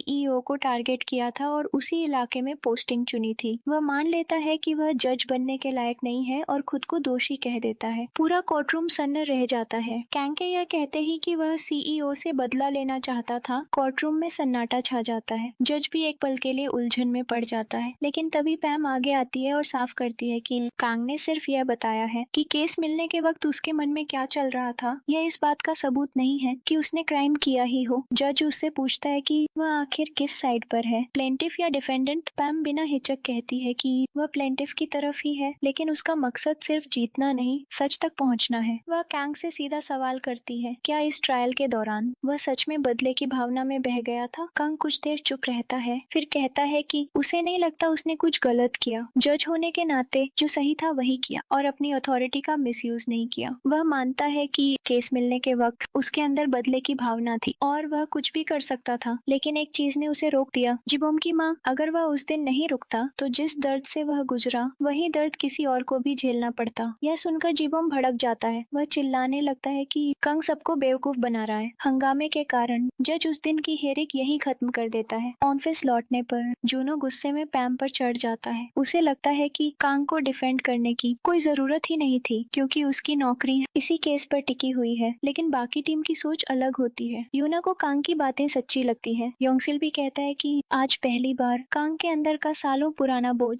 बाहर आया है। जोंगिन कांग पर गुस्सा करती है। वह उसे साफ कहती है कि वह उसकी अटर्नी है और आगे से कोई भी ऐसा कदम उठाने से पहले उसे बताए। इसी बीच कैंग को उसके स्पाई का फोन आता है। वह बताता है कि जचिंग किससे मिलने गया था। पैम अब इस केस को और गहराई से समझना चाहती है। वह जिबोम से मिलने जाती है। जिबोम पहले गुस्सा करता है, फिर कहता है कि उसके लिए अब भी कैंग ही दोषी है। आखिर प्रो बोनो टीम सच खोजने का फैसला करती है। पैम टीम को लेकर मनसुख की माँ से मिलती है। वही 17 साल का लड़का जो 10 साल पहले फैक्ट्री फायर में मारा गया था। वह बताती है कि जब कोई उसकी बात सुनने को तैयार नहीं था, तब जज कैंग ने उसकी सुनी थी। जले हुए कप नूडल्स वाकई मनसुख के ही थे। यह फेक एविडेंस नहीं था। रिकॉर्ड में उनका जिक्र नहीं था। शायद सीईओ के कहने पर हटाया गया था। टीम को पता चलता है कि सीईओ अपने एम्प्लॉइज पर कितना अत्याचार करता था। टेक्निकल स्टूडेंट्स को कम पैसों पर रखता, यह कहकर कि उन्हें एक्सपीरियंस मिल रहा है। मनसुख पर चोरी का झूठा इल्जाम लगाया गया। उसे फ्री में काम करने को मजबूर किया गया और उसी नाइट शिफ्ट में वह आग में फंसकर मर गया। अगली सुनवाई में फैक्ट्री ओवरसियर को विटनेस बनाया जाता है। वह मानता है कि सेफ्टी व्यवस्था खराब थी। पैम फैक्ट्री का फ्लोर प्लान पेश करती है। एक एग्जिट डोर था जिससे मनसुख बच सकता था, लेकिन वह बंद था। ओवरसियर कहता है कि डोर जंग लगा हुआ था। पैम उसे याद दिलाती है कि अब लिमिटेशन पीरियड खत्म हो चुका है। उसे सच बोलने से डरने की जरूरत नहीं। आखिर वह टूट जाता है। वह मान लेता है कि चेयरमैन यू ने नौकरी से निकालने की धमकी देकर दरवाजा बंद करवाया था। कोर्ट में सच सामने आ जाता है। कांग बताता है कि जिबोम की माँ से मिलने के बाद उसका बदले का मन बदल गया था। वह सीईओ को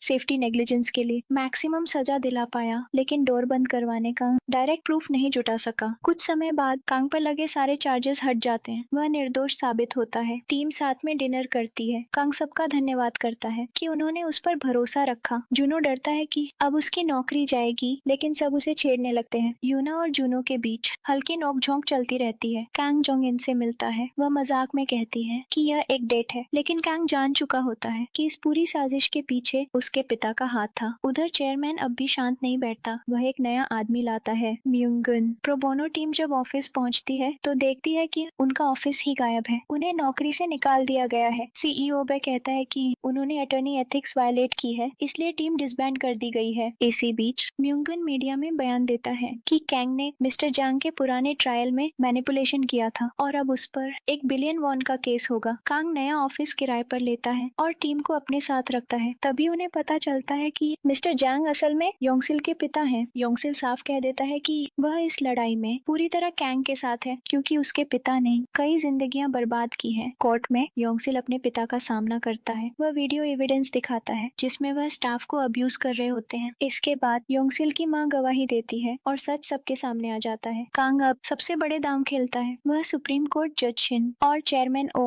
दोनों को विटनेस के तौर पर बुलाने की मांग करता है। कोर्टरूम में हड़कंप मच जाता है। कांग समझ चुका था कि अब लड़ाई सिर्फ एक आदमी या एक केस की नहीं रही, यह पूरा सिस्टम था। ऐसे लोग जो देश की इकोनॉमी चलाने का दावा करते थे और कानून को अपनी सुविधा के हिसाब से मोड़ते थे। वह अपनी टीम से साफ कह देता है कि अगर इन लोगों को कोर्ट तक लाना है तो कोई बड़ा धमाका करना पड़ेगा देगा, ऐसा झटका जिससे चेयरमैन ओह तक हिल जाए। प्रॉब्लम यह थी कि farmer newspaper chief, former justice और फॉर्मर प्रोसिक्यूटर सब कैंग के सामने खड़े थे। इन लोगों को हराना आसान नहीं था। कोर्ट में कंग सीधा आरोप लगाता है कि मिस्टर जंग, चीफ जस्टिस शिन और चेयरमैन ओ देश के पूरे जुडिशियल सिस्टम में फैली एक बड़ी साजिश का हिस्सा है। म्युंगन तुरंत इसे झूठ बताने लगता है। तभी कैंग एक फोन कॉल रिकॉर्डिंग चलाता है जिसमें चेयरमैन ओह शिन से कह रहे होते हैं कि मिस्टर जंग के केस को ठीक कर दिया जाए क्योंकि देश को ऐसे पावरफुल बिजनेसमैन की जरूरत है। म्युंगन तर्क देता है कि पर्सनल फोन रिकॉर्डिंग इलीगल है और इसे एविडेंस नहीं माना जा सकता। कांग जवाब देता है कि यह इलीगल नहीं है क्योंकि उस कॉल में जोंगिन भी शामिल थी। वह बीच में कॉल ज्वाइन करती है और अपने फादर को मीटिंग याद दिलाने का नाटक करती है। रिकॉर्डिंग उसी के फोन से हुई थी, इसलिए वह लीगल एविडेंस बन जाती है। उसी शाम न्यूज़पेपर्स और ऑनलाइन मीडिया में चेयरमैन ओह के खिलाफ खबरें फैल जाती है। उनका असर पड़ना तय था। केस का जज खुद को अलग कर लेता है और नए जज को असाइन कर दिया जाता है जो चीफ जस्टिस शिन का करीबी दोस्त निकलता है। नया जज कैंग के एलिगेशंस को इनसफिशिएंट एविडेंस कहकर लगातार इग्नोर करने लगता है। विटनेस बुलाने से भी मना कर देता है, सब कुछ प्रोसीजर के नाम पर। कांग बार बार दबाया जाता है लेकिन वह शांत रहता है। आखिर वह मांग करता है कि शिन, चेयरमैन ओ और मिस्टर जंग तीनों की face to face cross examination कराई जाए और इसके लिए सिर्फ 1 हफ्ते का समय चाहिए। जज सोचता है कि 1 हफ्ते में वह कर भी क्या लेगा और समय दे देता है। टीम परेशान हो जाती है। इतने कम वक्त में इतने बड़े लोगों को कैसे तोड़ा जाएगा। कांग बस इतना कहता है, हमें उन्हें डराना होगा। वह जोंगिन को एक काम सौंपता है। कुछ ही समय बाद शिन और मिस्टर जंग को एक दूसरे के वीडियोस मिलने लगते हैं, ऐसे वीडियोस जिनमें वे कैंग से मिलते दिखते हैं और अपने अपने साथी को बेचते हुए नजर आते हैं। ये वीडियोस फेक होते हैं, योंगसिल ने कैंग के कहने पर बनाए थे, सिर्फ डराने के लिए। शिन घबरा जाता है और चेयरमैन ओह के पास पहुंचता है। चेयरमैन ओह उसे समझाता है कि ऐसे वीडियोस पर भरोसा मत करो, ये फेक भी हो सकते हैं। अगर कैंग के पास असली एविडेंस होता तो वह सीधे कोर्ट में पेश करता। शिन को यह बात चुभ जाती है। वह पलटकर कह देता है कि चेयरमैन ओ खुद अपनी बेटी तक को कंट्रोल नहीं कर सके, अब उसे कंट्रोल करना चाहते हैं। वह साफ कह देता है कि वह किसी का मोहरा नहीं बनेगा और चला जाता है। दूसरी तरफ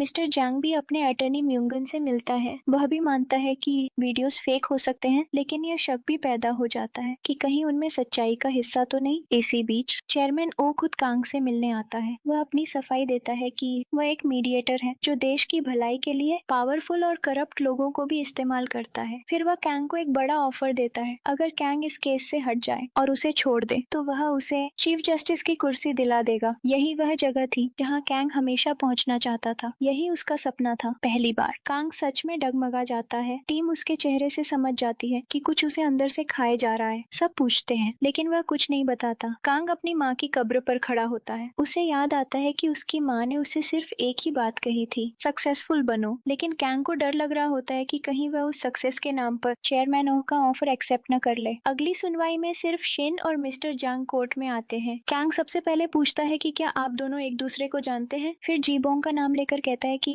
10 साल पुराने केस के लिए उसी ने मुझे फंसाने की कोशिश की थी और मेरे खिलाफ फेक ब्राइबरी वीडियो बनवाई थी। कैंग शिन से पूछता है कि आप उससे क्यों मिले थे। शिन बात को घुमा देता है, कहता है कि वह एक जज है और सिविल कंप्लेंट सुनना उसका काम है, कोई बड़ी बात नहीं थी। जैसे ही कैंग और सवाल पूछने लगता है, जज बार बार उसे टोकने लगता है और आखिर में एग्जामिनेशन रोकने का आदेश दे देता है। कंग सीधा कह देता है, आप किसी बात से डर रहे हैं। जज गुस्से में कंग को लास्ट वार्निंग देता है। उसी पल चेयरमैन ओह कोर्ट में एंट्री करता है बतौर विटनेस। पूरी कोर्टरूम चौंक जाती है, लेकिन कैंग अचानक कह देता है कि वह चेयरमैन ओ की एग्जामिनेशन रिक्वेस्ट वापस ले रहा है, मतलब वह उनसे कुछ भी नहीं पूछेगा। अब प्रोबोनो टीम भी शॉक में होती है। कंग को कैंग पर शक होने लगता है। सब उस पर गुस्सा करते हैं कि यह सब क्या चल रहा है। कांग बस इतना कहता है, हम उनके खिलाफ कुछ नहीं कर सकते। दूसरी तरफ मिस्टर जैंग अपने लॉयर मंगन से पूछता है कि अब क्या करना चाहिए। मंगन को साफ लगने लगता है कि कैंग और चेयरमैन ओ के बीच कुछ डील चल रही है। अगर चेयरमैन ओ ने कैंग का साथ पकड़ लिया तो सब खत्म हो जाएगा। सुनवाई दोबारा शुरू होती है। अब कैंग सीधे शिन पर आरोप लगाता है, कहता है कि उसने अपनी पावर का मिसयूज किया, मिस्टर जैंग जैसे क्रिमिनल को बचाने के लिए रिश्वत ली और उसे विक्टिम बनाकर मुझ पर ट्रायल मैनिपुलेशन का केस डाल दिया। फिर कैंग सबको चौंकाते हुए कहता है कि उसके पास एक रिकॉर्डिंग है जो सब कुछ साबित कर देगी, लेकिन उससे पहले वह मिस्टर जंग को आखिरी मौका देता है। अब भी सच कबूल कर लो तो सजा कम हो सकती है। मिस्टर जंग बुरी तरह डर जाता है। मंगन इशारे से उसे चुप रहने को कहता है, लेकिन डर के मारे मिस्टर जांग सब कुछ बोल देता है। वह मान लेता है कि शिन ही उसके पास ऑफर लेकर आया था फेक ब्राइबरी वीडियो बनवाने का। जिबोंग की कांग से नफरत का इस्तेमाल किया गया ताकि कैंग रास्ते से हट जाए और शिन को चीफ जस्टिस की कुर्सी मिल सके।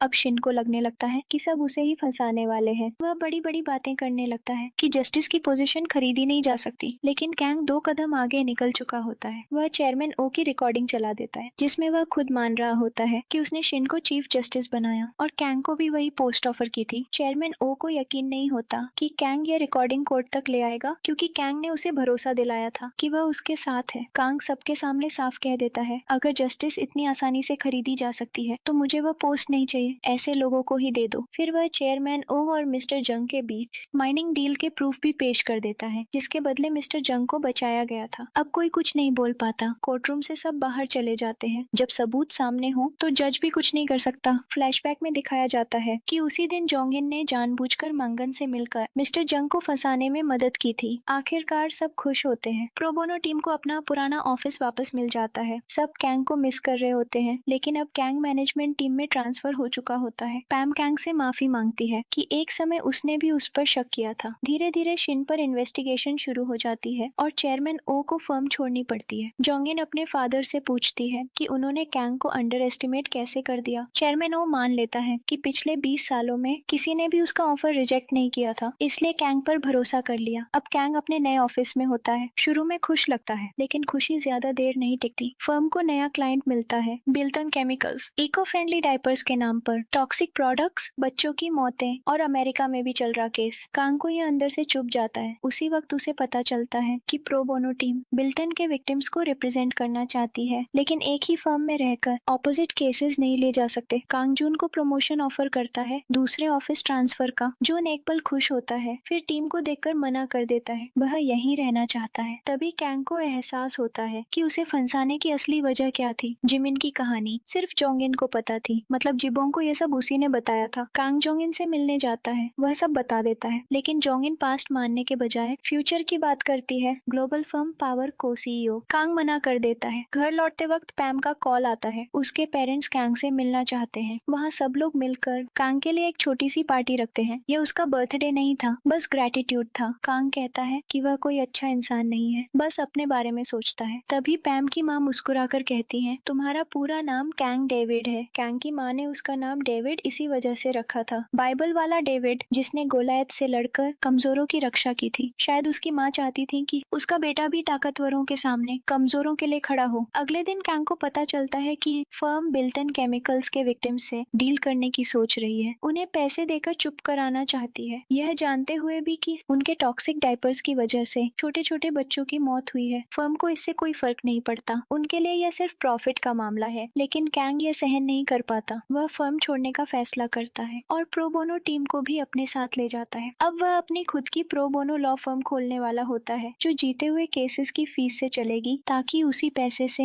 ऐसे लोगों की मदद की जा सके जिनकी कोई सुनवाई नहीं करता। कांग और उसकी टीम जगह जगह जाकर लोगों को बताते हैं, अगर किसी को भी कानून की मदद चाहिए तो वे उनके साथ खड़े होंगे। फिर एक बूढ़ा कपल दिखाया जाता है। सिर्फ एक डॉक्यूमेंट की कमी की वजह से उन्हें उनके ही घर से निकाला जा रहा होता है। उन्होंने पूरी जिंदगी कोशिश की थी, फिर भी हार रहे थे, लेकिन अब वे अकेले नहीं थे। प्रो बोनो टीम उनके साथ खड़ी थी, क्योंकि कुछ लोग चाहे जितनी कोशिश कर लें, अकेले लड़ते लड़ते हार जाते हैं, लेकिन जब कोई उनके साथ खड़ा हो जाए तो लड़ाई बदल जाती है। और इसी के साथ यह कहानी यहीं खत्म हो जाती है। एक ऐसे आदमी की कहानी जिसने पावर छोड़कर जस्टिस चुना। और इसी के साथ ये ड्रामा खत्म हो जाता है। आपको ये ड्रामा कैसा लगा नीचे कमेंट में जरूर बताएं।